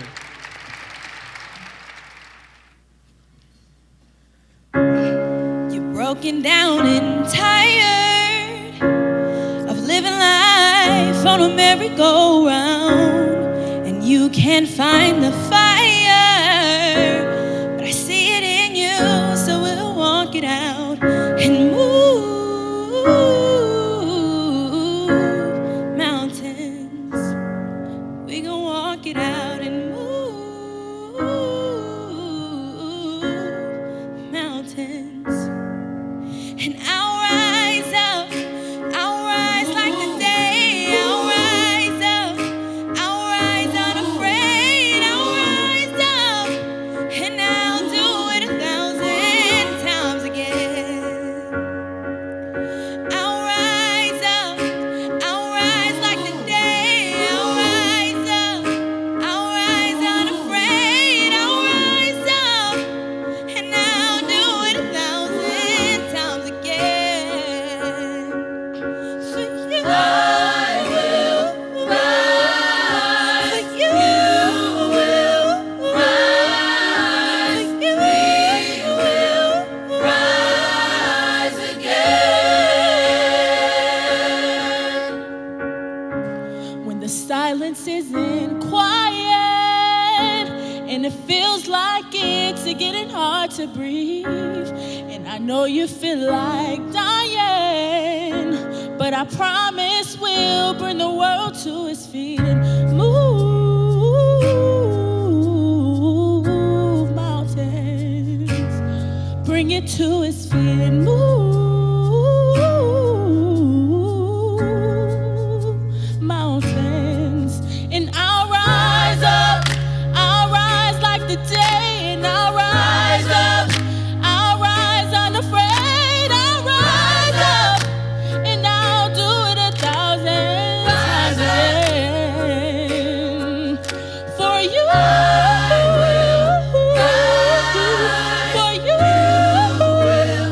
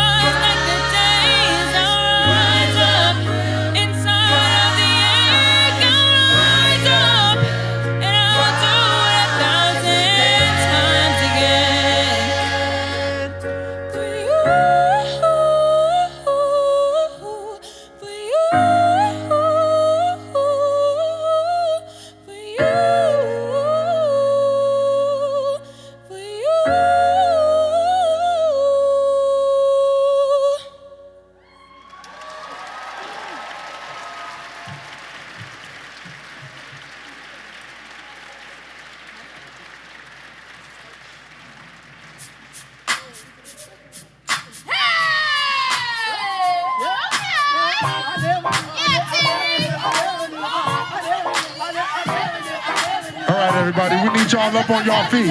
Come on, y'all. Put your hands together like this. Come on, Lansing. Let's go. I know y'all know this. Come on. Here we go. Here we go. Hey, hey, hey, hey. When I close my eyes and think of you. Put your hands together. Here we go. Here we go. I can't imagine my life without you. It's like paradise now. I know that it's real. It's no mystery. And someone took it felt like just for me.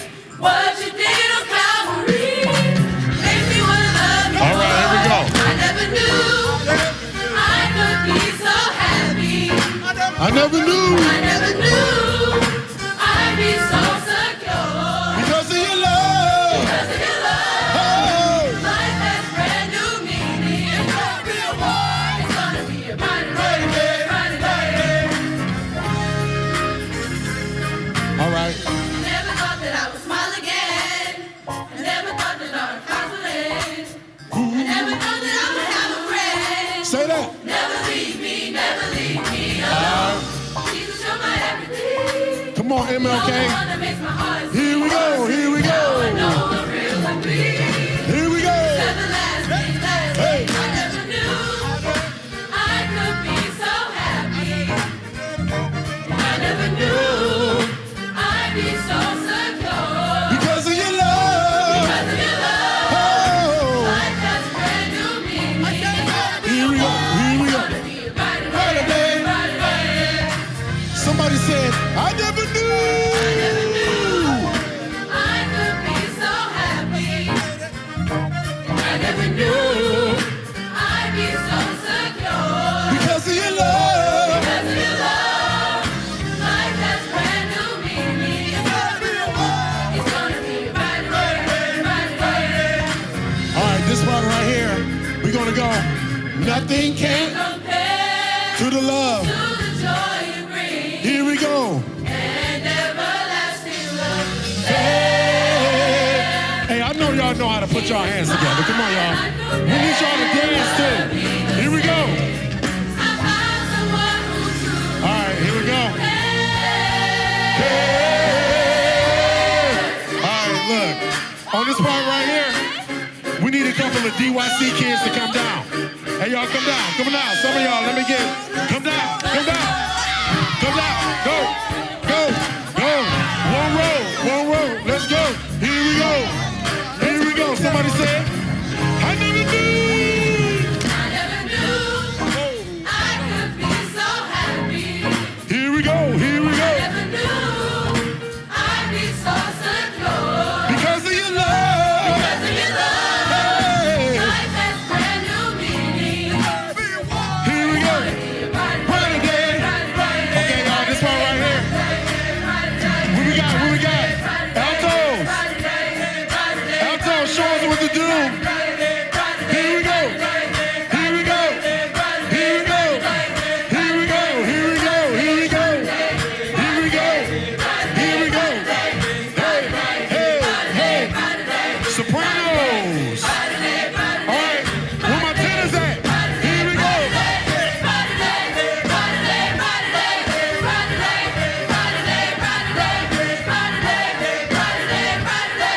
Here we go, here we go, here we go. Oh, yeah. Oh, yeah. Okay, check it out. We about to take it up. Take it on. Friday, Friday, here we go. Hey, hey, hey.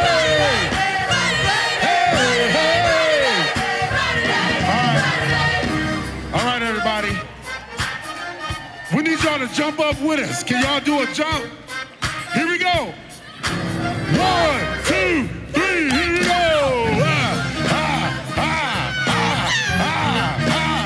Hey. All right, check this out. We about to do one more thing. Hey. Hey. Here we go. I never knew. I could be so happy. Hey.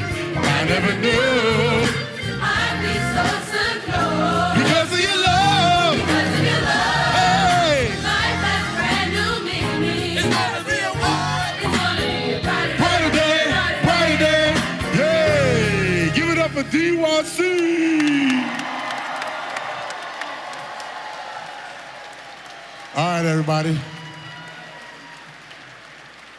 We got one more song. This is Special Requests. Special Requests. Special Requests.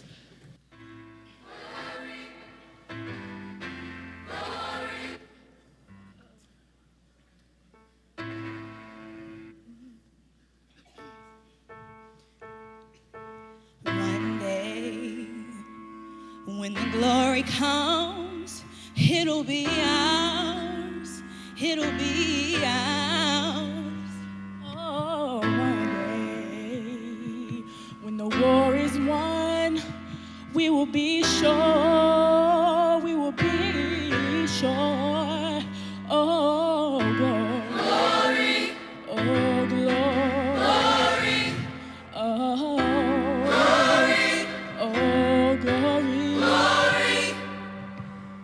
If you black and you proud, hands up. If you wanna make a change, all my people stand up. Look, I'm tired of seeing my people on the news, texting my friends hoping they're okay too. But yeah, I get the all lives matter, and I didn't choose the color of my skin. So how does that matter? Your job is to serve and protect me. So where's the protection? Not only dying from racism, but COVID infection. Can't get stacks like Trayvon, guess I'm sleep like Rihanna. The more they kill us off, we're losing our mothers and fathers. Look, but will enough be enough? I shouldn't be ashamed that I'm next to go ahead, cut.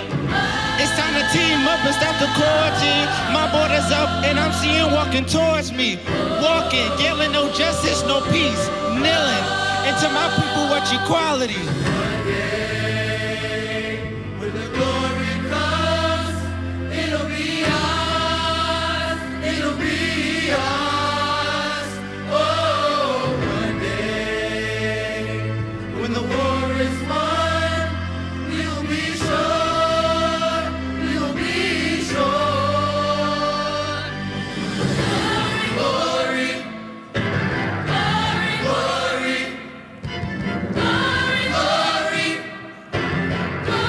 glory.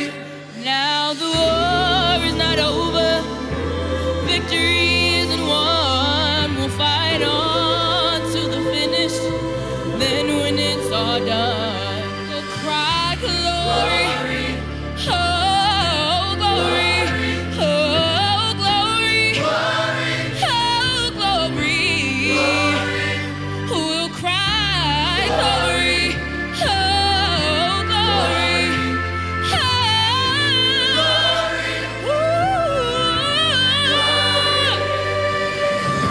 Something must be done as soon as possible. And if we come together, we're unstoppable. If you're red, white, yellow, green, or blue, this isn't just our fight, nah, it's yours too. More than being enslaved like my ancestors. It's time that we expose us cause you transgressions. With the future, not the past. It's time to steal the present. Unity is what we're wishing for as the present. We do is Zoom calls, protests, rallies, and more. The bigger we are in numbers, yet we can even the score. The year is 2026, let me make this clear. This the last generation they mess with fear. And when we get older, stories will be on repeat. Fighting for our rights and massive, trying to keep 6 feet. With my hand, New York, we'll get our justice and fist up. It's time to come together on our own shoes. When the glory comes, it'll be ours. It'll be ours. Ooh, one day, when the war is won, we'll be sure. We'll be sure. Glory, glory,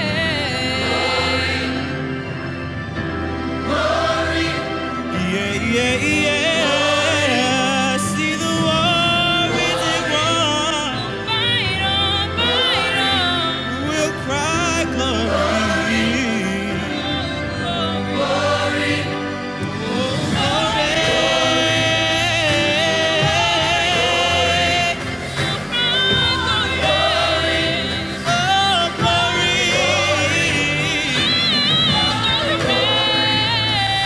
glory.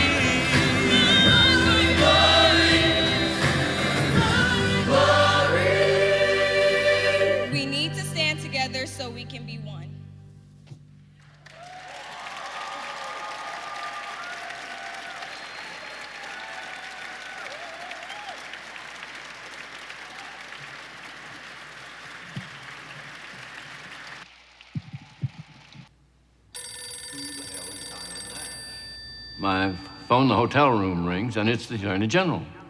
And he opens the conversation. Who the hell is Diane Nash? Call her and let her know what is waiting for the Freedom Riders. So I called her. I said, I understand that there are more Freedom Riders coming down from Nashville. You must stop them if you can. Her response was, they're not going to turn back. They're on the way to Birmingham, and they'll be there shortly. You know that spiritual, like a tree standing by the water, I will not be moved. She would not be moved. And I felt my voice go up another decibel and another, and soon I was shouting, young woman, do you understand what you're doing? You're going to get somebody, do you understand you're going to get somebody killed? And there's a pause, and she said, sir, you should know we all signed our last wills and testaments last night before they left. We know someone will be killed, but we cannot let violence overcome nonviolence. That's virtually a direct quote of the words that came out of that child's mouth. Here I am, an official of the United States government representing the President and Attorney General, talking to a student at Fisk University. And she, in a very quiet but strong way, gave me a lecture. We shall not be moved. That's good, thanks. Thank you. Thank you so much. What can I tell you about Martin Luther King? He certainly had the best interests of the people of the world at heart. He was a very regular kind of person. And, oh yeah, I can tell you truthfully that I double dated with Martin Luther King. My husband at the time, and Martin and Coretta, went to the Bahama Islands, and I have wonderful memories of long boat rides and wonderful restaurants. I also want to tell you that you should not take fascist and non-democratic governments lightly. I lived in one in Mississippi before the Civil Rights Movement and the Voting Rights Act. It wasn't just sitting on the back of buses, segregated lunch counters and restaurants and facilities. It was a lot more serious than that. Practically every black woman who worked in a white household as a maid had been raped several times, many times for many of them, by the man of the house or his friends. And there was nowhere to take that to. She couldn't go to the police or the sheriff. If she told her husband or boyfriend or son or father, and they tried to do something about it, they would likely be killed. White people could take anything you had. You had no legal recourse. If a bunch of white men got drunk on a Saturday night and decided they wanted to have a little fun, they could drag a black man behind their truck until his body came apart. Nothing would be done because no blacks had the right to vote, and therefore there were no blacks on juries. no white people on juries could insist on justice for blacks, or they would be run out of town or suffer serious consequences. So they seldom, if ever, did. Our country is in a serious moment right now. On the last day of the Constitutional Convention, which was September 18th, 1787, a lady asked Dr. Benjamin Franklin, "Well, doctor, what have we got? A republic or a monarchy?" "A republic," replied Dr. Franklin, "if you can keep it." When things go wrong, I always like to examine what part I played, because you can change your own behavior, but you can't change other people's. In a republic, citizens are the rulers of the country. We citizens have not been acting like we are rulers of this country. That 10 minutes we spend in a voting booth every 2 years is extremely important, but it's not enough. When we have not exercised our responsibility and power, someone else is likely to step in and exercise that power that we should have exercised. This is what has happened. Countries do not become fascist in a single day, a month, or a year. They become dictatorships as a result of millions of cuts in the social fabric of a democracy. When a judge accepts a bribe to fix a case, when a teacher in a public school accepts a salary and does not teach the children, when a corporation dumps toxic waste into a lake or a river, when citizens allow their communities to become crime-ridden. I live next to a public school, and at time for school to be over, you can't pass down my street because everyone's picking their child up. It's not safe for children to walk home from schools. I'm afraid my neighbors are not acting like rulers of the country or rulers of the city. They just individually pick their kid up from school.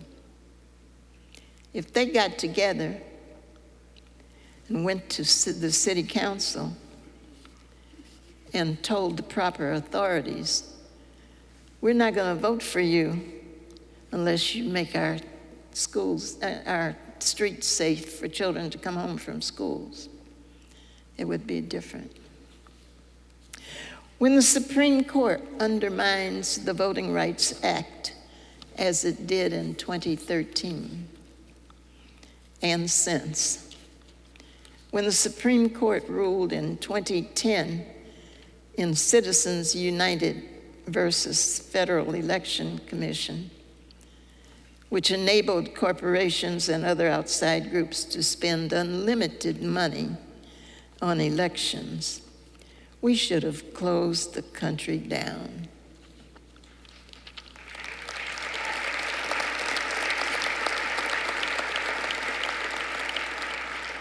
We citizens should have moved to fix the problem. When we see things happen that are wrong, we should remember that we are the rulers of this country.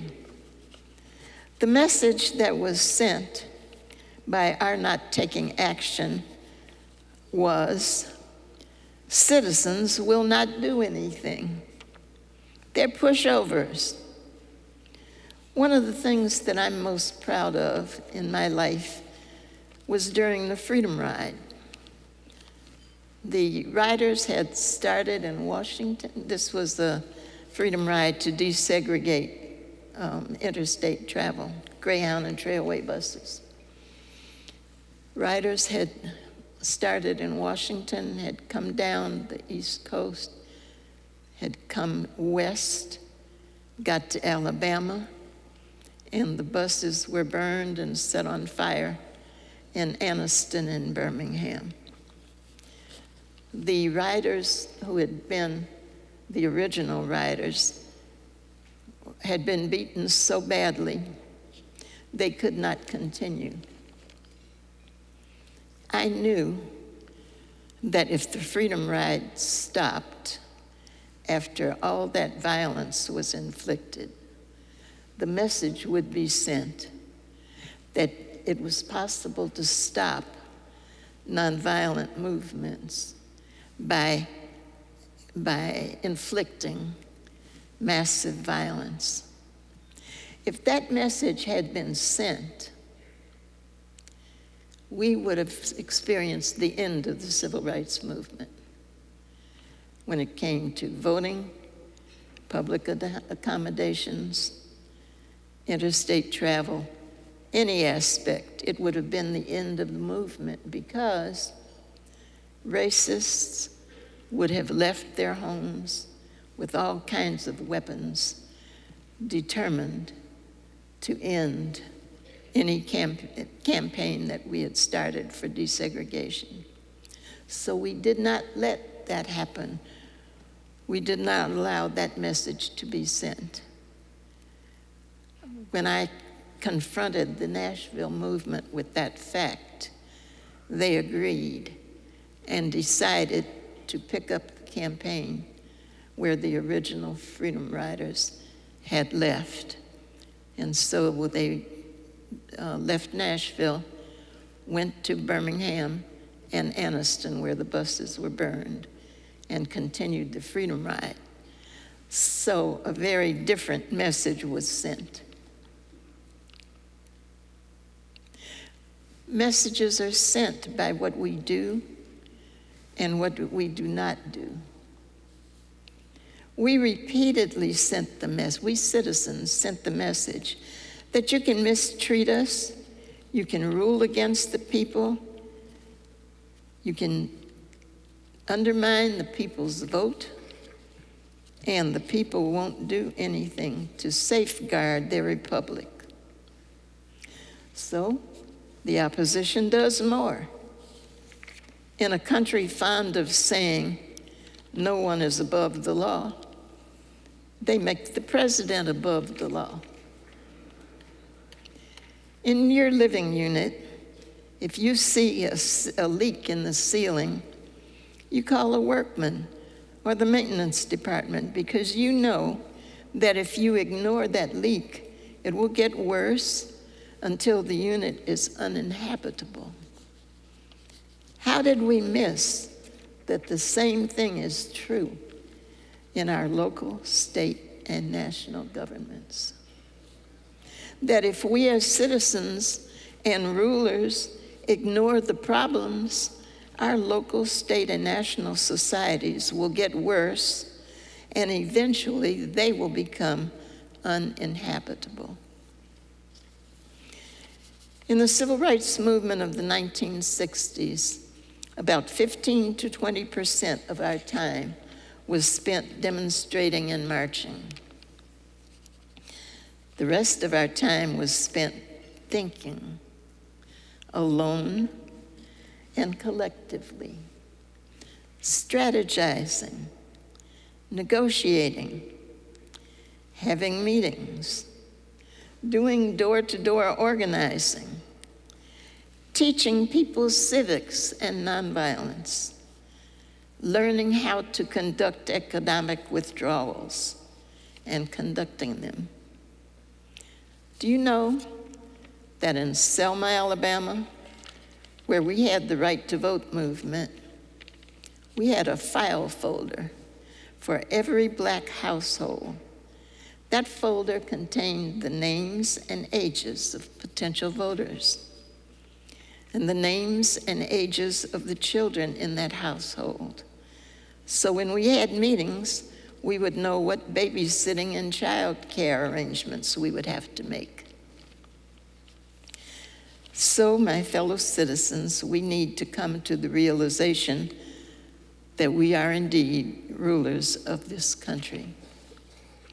If we do not believe in ourselves as rulers of this country, and if we do not act like we are rulers of this country, it won't be long before the rest of the world will believe us. They'll believe what we believe, and we will no longer be rulers of this country.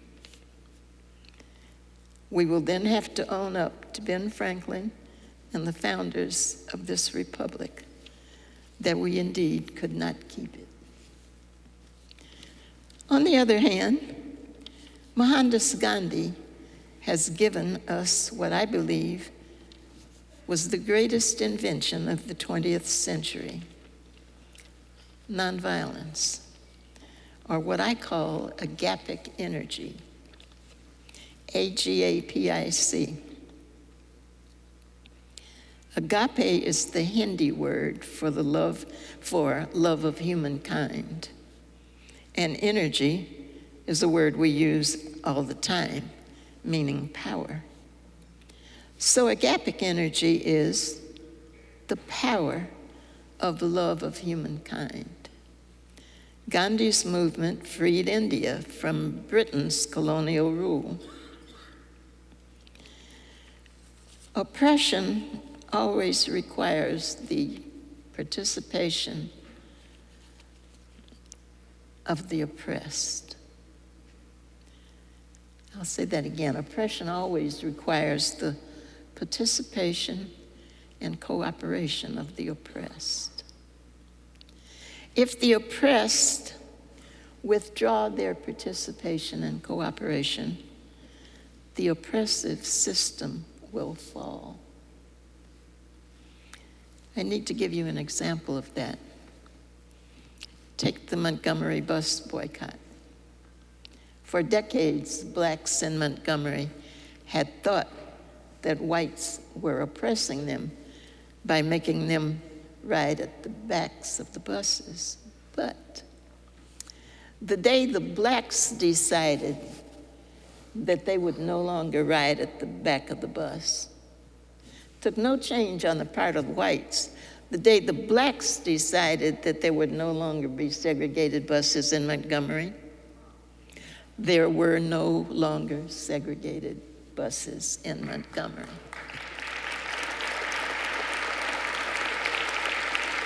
Because think about it, in order for there to have been segregated buses, blacks had to get on the bus, pay their fare, and walk to the segregated section of the bus. So the day blacks withdrew their cooperation and participation from bus segregation, there were no longer segregated buses. So you have to say, well, who was segregating the buses? Clearly blacks were. But whites were segregating them also because you could get jailed or beaten and experience negative consequences for desegregating the buses. That principle is important. Whenever you are oppressed, understand that you have power to no longer cooperate with that oppressive system. We became people, we in the South, the Southern movement, became people who could no longer be oppressed, who could no longer be segregated. Our position was, shoot us if that's what you're going to do, but you cannot segregate us. And so that produced a whole new set of options to Southern white racists. Once the blacks decided segregation was dead, it was dead. Gandhi gave us a way of making social and political change without killing our fellow human beings. You know, before I close, I want to relay something to you that I think you should know. In the South, when we were marching,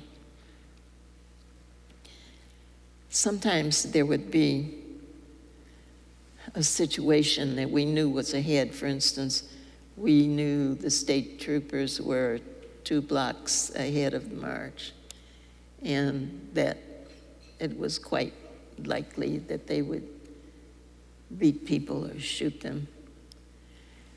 And people in the march became understandably afraid.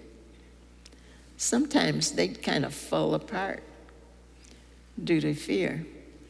More than once, I saw the person standing next to that person who was fearful put their arm around that person's shoulder and say, "Remember, what we're doing is important. We are protecting generations yet unborn. So I want you to know that even though we had not yet met you, we loved you."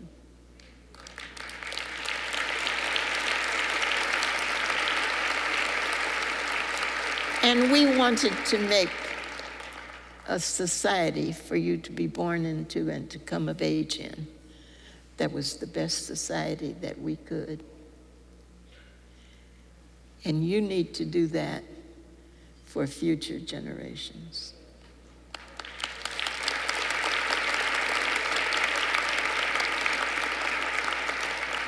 And since Gandhi gave us a way to change society without killing and maiming our fellow human beings, we should study agapic energy. And we should use it. Thank you.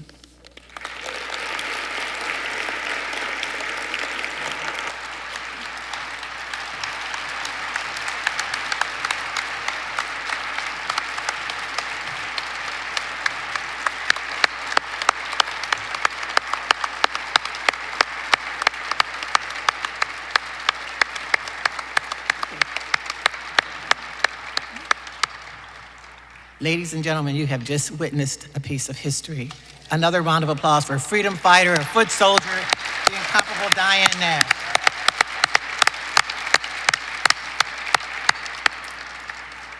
All right. I have a little cleanup I have to do. Well, before the cleanup, I got to recognize somebody. The idea of increasing the scholarship fund happened last year because my wife Mary, after we left here, and we always go out and have a drinks because I'm pretty amped up. So we go have a little drink, and she sat there and said, "You know, Mark," he said, "that scholarship should be more impressive." And I thought it was impressive, but she says, "No, this should be the scholarship in Lansing." And so she told me how much and how we're going to do that. So thank you. Now I want to clean something up. I'm sure if some of you are, you're always looking for something. You notice that the checks, first place showed $6 grand, second place showed 10 grand, you know. I got to make it right. And so both London and Gavin will get 10 grand.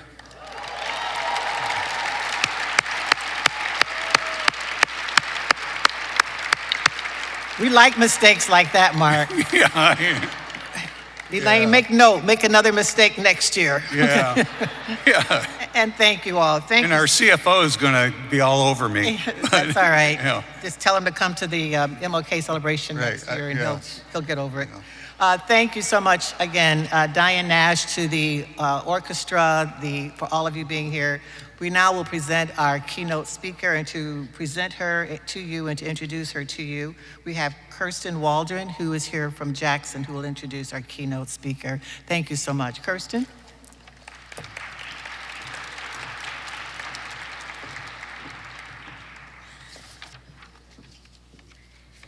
Good afternoon, everyone. On behalf of Jackson's more than 3,900 associates, may I say that it is our pleasure to support the Dr. Martin Luther King Jr. holiday events each year. And more than that, to encourage diversity, inclusion, and equity in our workplace all year long. With me today, I have members of Jackson's Employee Resource Group VIBE, or Visions in Black Excellence. These associates and their work are just one example of Jackson's commitment to maintaining a culture of respect where all associates feel empowered and supported to contribute to our company's mission of helping Americans achieve financial freedom for life. Today, I am delighted to tell you about our special guest, Justice Kyra H. Bolden.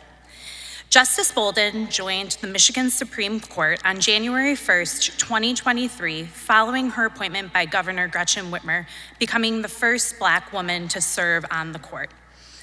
A proud graduate of Southfield Public Schools, Justice Bolden pursued her higher education in Michigan, earning a bachelor's degree from Grand Valley State University and a Juris Doctor from the University of Detroit Mercy Law School.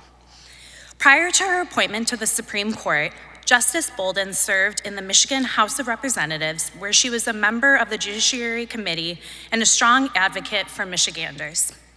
Her legislative work focused on criminal justice reform and advancing bipartisan policies to protect survivors of sexual violence.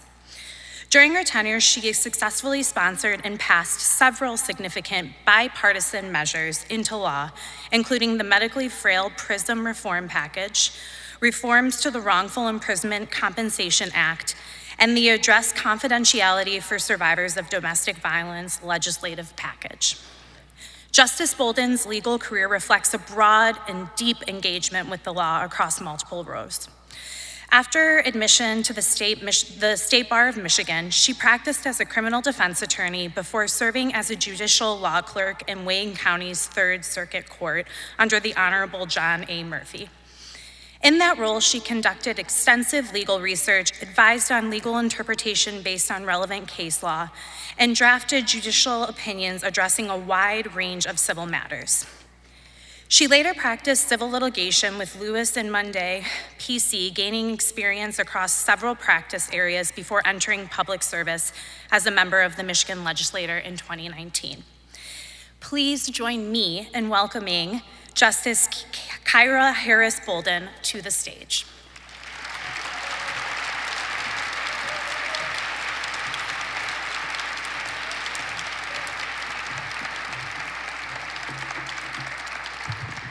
Well, good afternoon, everyone. I know you're not tired. It's too early to be tired. It's too early in the day, it's too early in the year, and it's too early during this time to be tired. So I need everybody to wake up because we have a job to do, and we have to protect justice.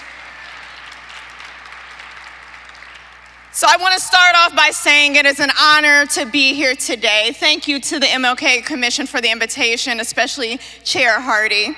I want to thank my family who's here today, my husband, my daughter, and my niece. Thank you for being here on this very special occasion. And it's important to show the youth what this day is all about, and I'm happy to be that representation for my two girls today. Until justice rolls down like waters and righteousness like a mighty stream is the theme of today. Now, I will be honest, I wrote down some notes, but I think I'm going to speak from the heart, and I hope you will bear with me, and I promise I will land this plane. So you heard my bio for those that don't know me and don't know my journey, but I think I have to fill in some gaps to understand how we got here. To sit here to be the first Black woman to ever serve on the Michigan Supreme Court.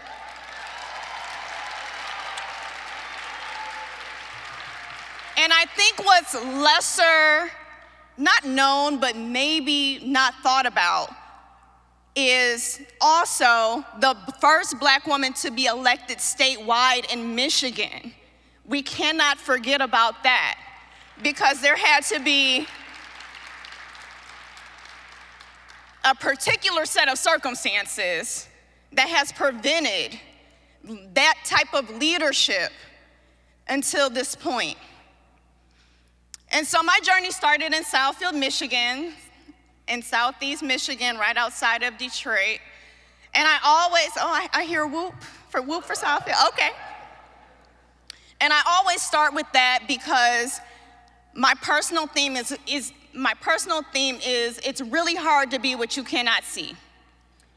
And I had the privilege of growing up in a community where I saw Black excellence on a daily basis. My parents' accountant was Black, my doctor was Black, my orthodontist was Black. And I didn't understand how important that was until I went to college. Now, it may seem weird, but I never thought of myself as a minority. I never thought about my race as something that would hinder me. And I'm being very vulnerable in admitting that. Of course, I knew our history. I actually participated in Southfield's MLK walk every year since I was 6 years old, where my mom would put me in a snowsuit and we would walk what felt like 5 miles in the cold. So I understood our history.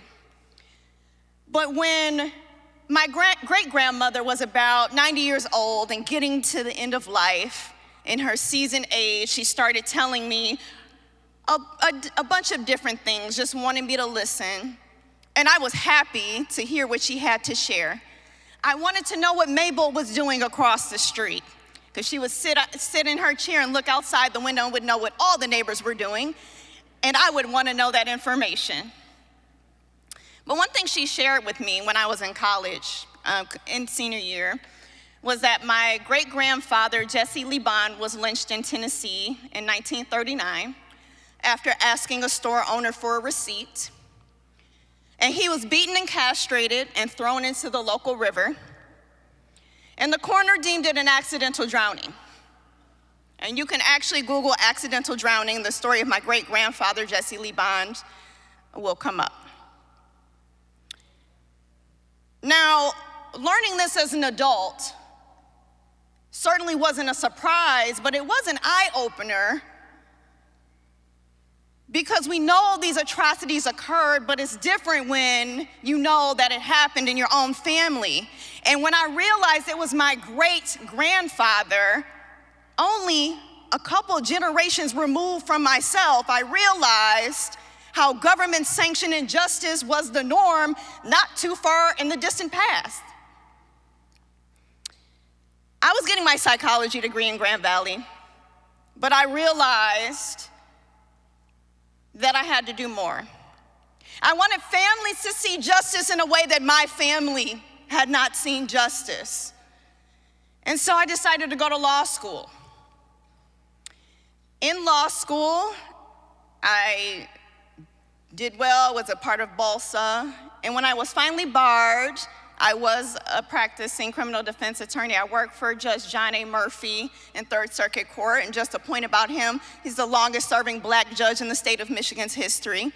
So very early on in my career, I was mentored and understood what it meant for justice, not only for the state or the county or our community, but with a particular lens of what it took for him to be in that position and to pour into me as his law clerk.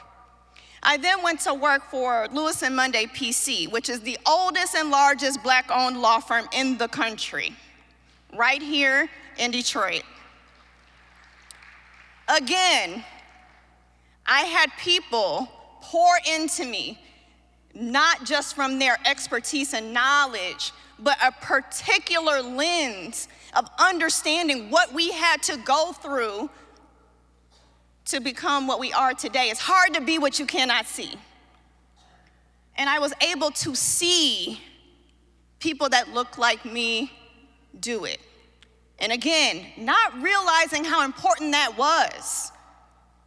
But I'm so glad that they poured into me. And then I had the bright idea when I was practicing as a civil litigation attorney. I thought to myself, well, who's making these laws? And you know some lawmakers. So I ran for state representative representing my hometown of Southfield, and I won. First time running for office. Oh, thank you. Because I wanted representation. Let me frame it a different way. When I was younger, I wanted a certain type of representation. But I realized I couldn't sit on the sidelines and wait for that representation. I had to be the representation that I wished to have. And so when I went to Lansing, I was able to get 5 bills passed into law, and you heard a couple of the major bills that we were able to pass into law. In 2021, Congresswoman Brenda Lawrence called me to her home, and she loves this story. Congresswoman Brenda Lawrence called me to her home. She didn't tell me why. But she sat down, and there was tea and crumpets, and I was thinking she was gonna say, Kyra, you're not doing enough for your community. And so I had all my notes of the things that I had passed and the initiatives I had worked on and the appropriations that I had gotten for my community, ready for this conversation to prove to her that I was representing her and our community well. But the conversation threw me for a loop, and she said, after a couple of questions, have you ever considered running for Michigan Supreme Court?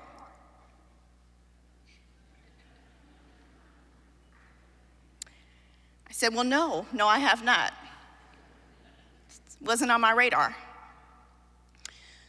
She said, I think you'll be great. And I said, well, thank you, Congresswoman Brenda Lawrence. I appreciate that feedback, but the answer is no. You know, sometimes people see things in you that you don't quite see in yourself. And I am thankful that she saw something in me that planted the seed so that I could be with you today. You know, some things are happening in the background, and if you know me and you know my story, you know that around that time I had gotten pregnant. And I was in my first trimester, and people were asking me, are you running for Michigan Supreme Court? And I said no, because I thought it wouldn't be a good idea to run a statewide election pregnant with a full-time job in the legislature. Well, if you know me, you know that's exactly what I did. I didn't want my daughter to know that I had been contemplating running for Michigan Supreme Court and ultimately decided not to do it because of her. I couldn't look her in the face and tell her that she could be anything that she wanted to be and sit here and be afraid to run because I was pregnant. And so we're here today because I didn't want to be a hypocrite. No. So I ran for Michigan Supreme Court for the first time in 2022, pregnant with my first child, accepted the nomination for Michigan Supreme Court 6 days after I gave birth, was back on the campaign trail 2 weeks after I gave birth. Don't do that. It was not safe and healthy, but that's what I did because I wanted everyone in the state of Michigan to know that I was serious and that nothing was going to stop me.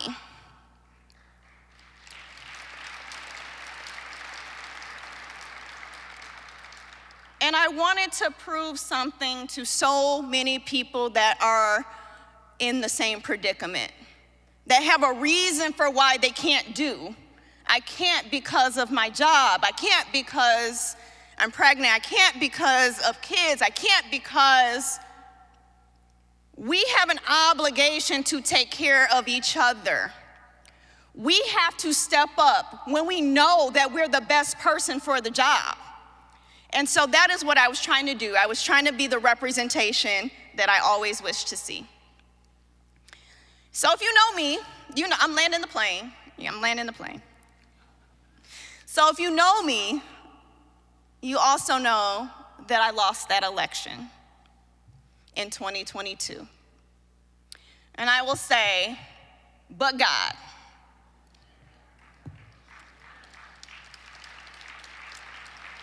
Because sometimes your failures are a stepping stone to your success. Because what I didn't know was that Justice Bridget Mary McCormick was going to step down that year, which opened up the possibility for an appointment for the Michigan Supreme Court. And folks, if I didn't choose to run, if I didn't choose to step up, if I didn't choose to sacrifice, I would have never been in a position to be appointed. And so Governor Whitmer appointed me to the vacancy on the Michigan Supreme Court in 2022, making me the first Black woman to serve on the Michigan Supreme Court.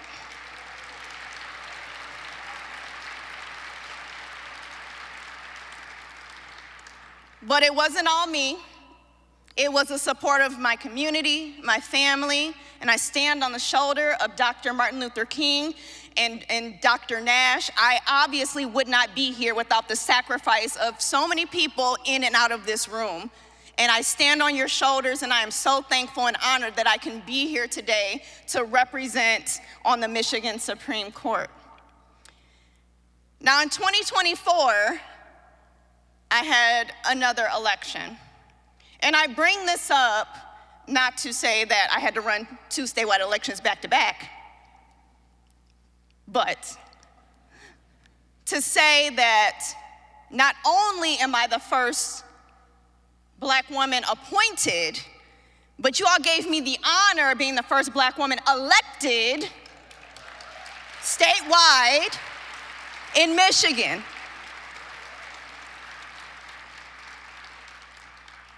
And in 2024, you all remember 2024. It was a difficult time for a lot of us. And I will say, we emerged victorious, not only elected, but elected with the most amount of votes in Michigan Supreme Court history.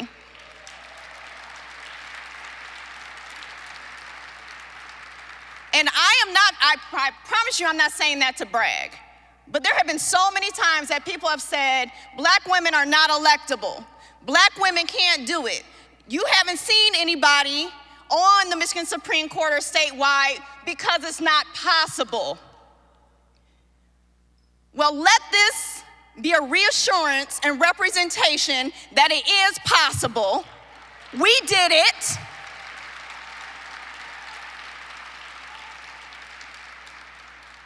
But the fact that I stand here being the first Black woman means that we have so much more to do. We have such a long way to go. Whenever we can stop saying the first, then we can rest. But until then, we have work to do. So I hope nobody in this room is tired. I know it's been a long day, but we have justice to protect. We have babies looking at us for the answers. Right now in this moment, we are shaping their future and what this world is going to look like when they become our age. And so everybody here, including myself, is responsible for looking the next generation in the eyes and saying, I did everything that I could to make sure the world that you grew up in was one of peace and justice and equality. I'm Michigan Supreme Court Justice Kyra H. Bolden. Thank you so much. It's an honor to be here. I appreciate your time. Thank you very much. Enjoy your Martin Luther King Jr. Day.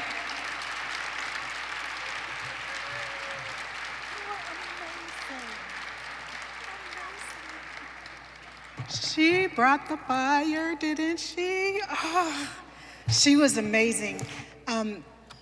I get to do something amazing right now myself. There are a group of people who work year-round to lift up the legacy of Dr. King, and I get the honor of presenting them to you now. Before I do, I just want to say personally thank you to Justice Bolden and to Dr. Nash.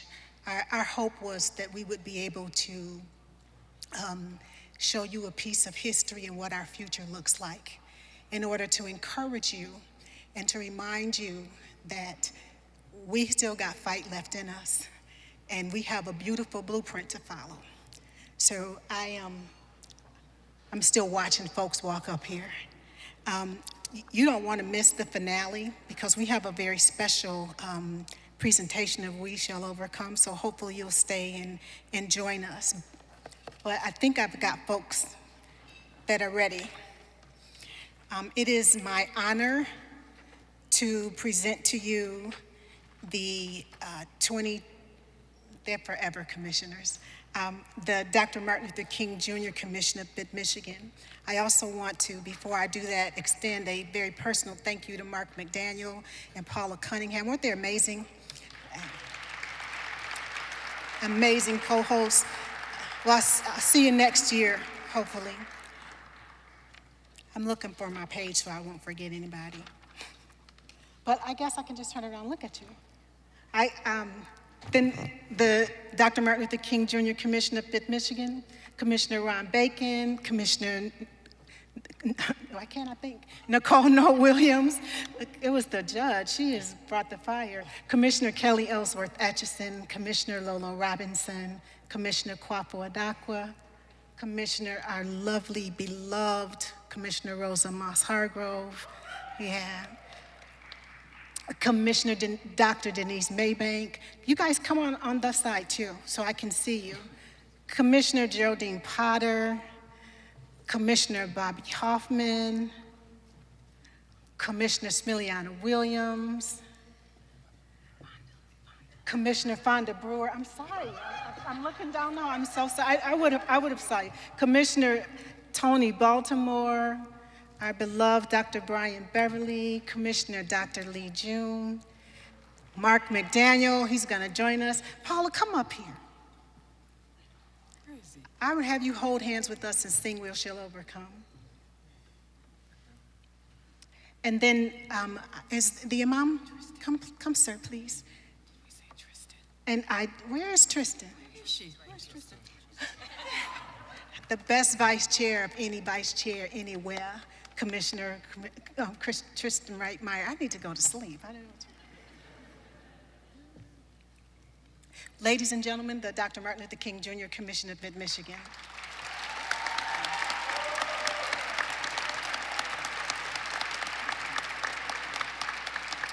And Imam, if you will come and give us our benediction, and immediately following, we will have We Shall Overcome. Is Kim Glover up here? We need Kim Glover to the stage. Is Kim Glover here? Oh, go ahead. Assalamu alaikum. Islamic greetings of peace. Peace be upon all of you. As a closing prayer, the first chapter from the Holy Quran. أعوذ بالله من الشيطان الرجيم بسم الله الرحمن الرحيم الحمد لله رب العالمين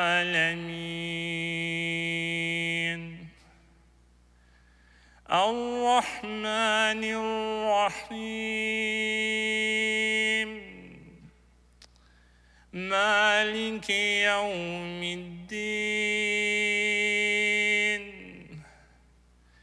إياك نعبد وإياك نستعين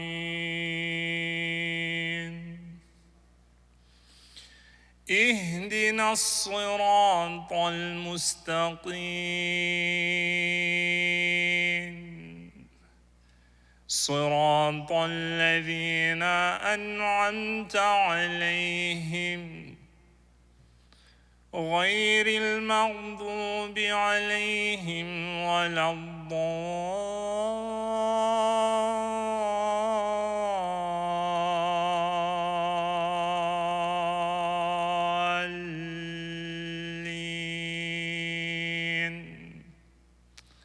In translation of the meaning, I begin in the name of the Almighty God, the most merciful, the beneficent. All praise and thanks are due to God Almighty, the Lord of all the worlds, the most merciful, the especially merciful, the master of the day of judgment. You alone, O God, we worship, and you alone we seek help from.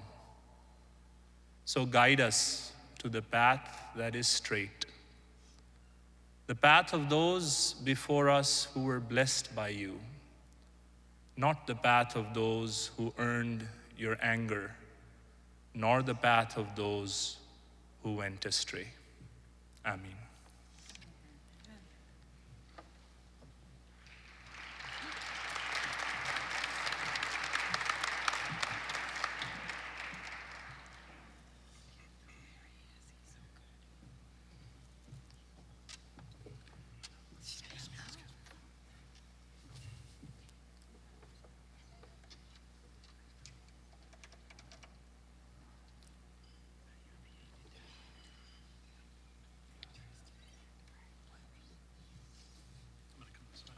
Pardon me.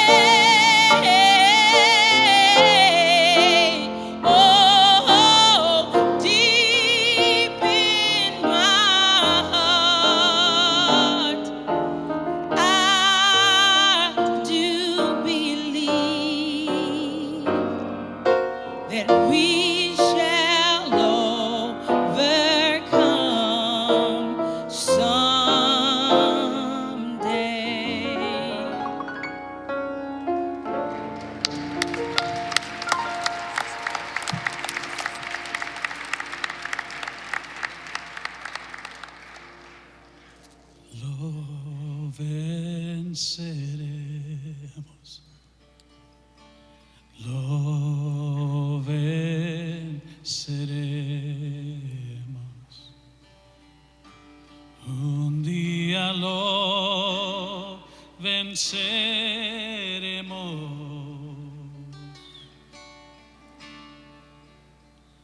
En lo profundo de mi corazón, yo creo. Un día lo venceremos, un día lo venceremos.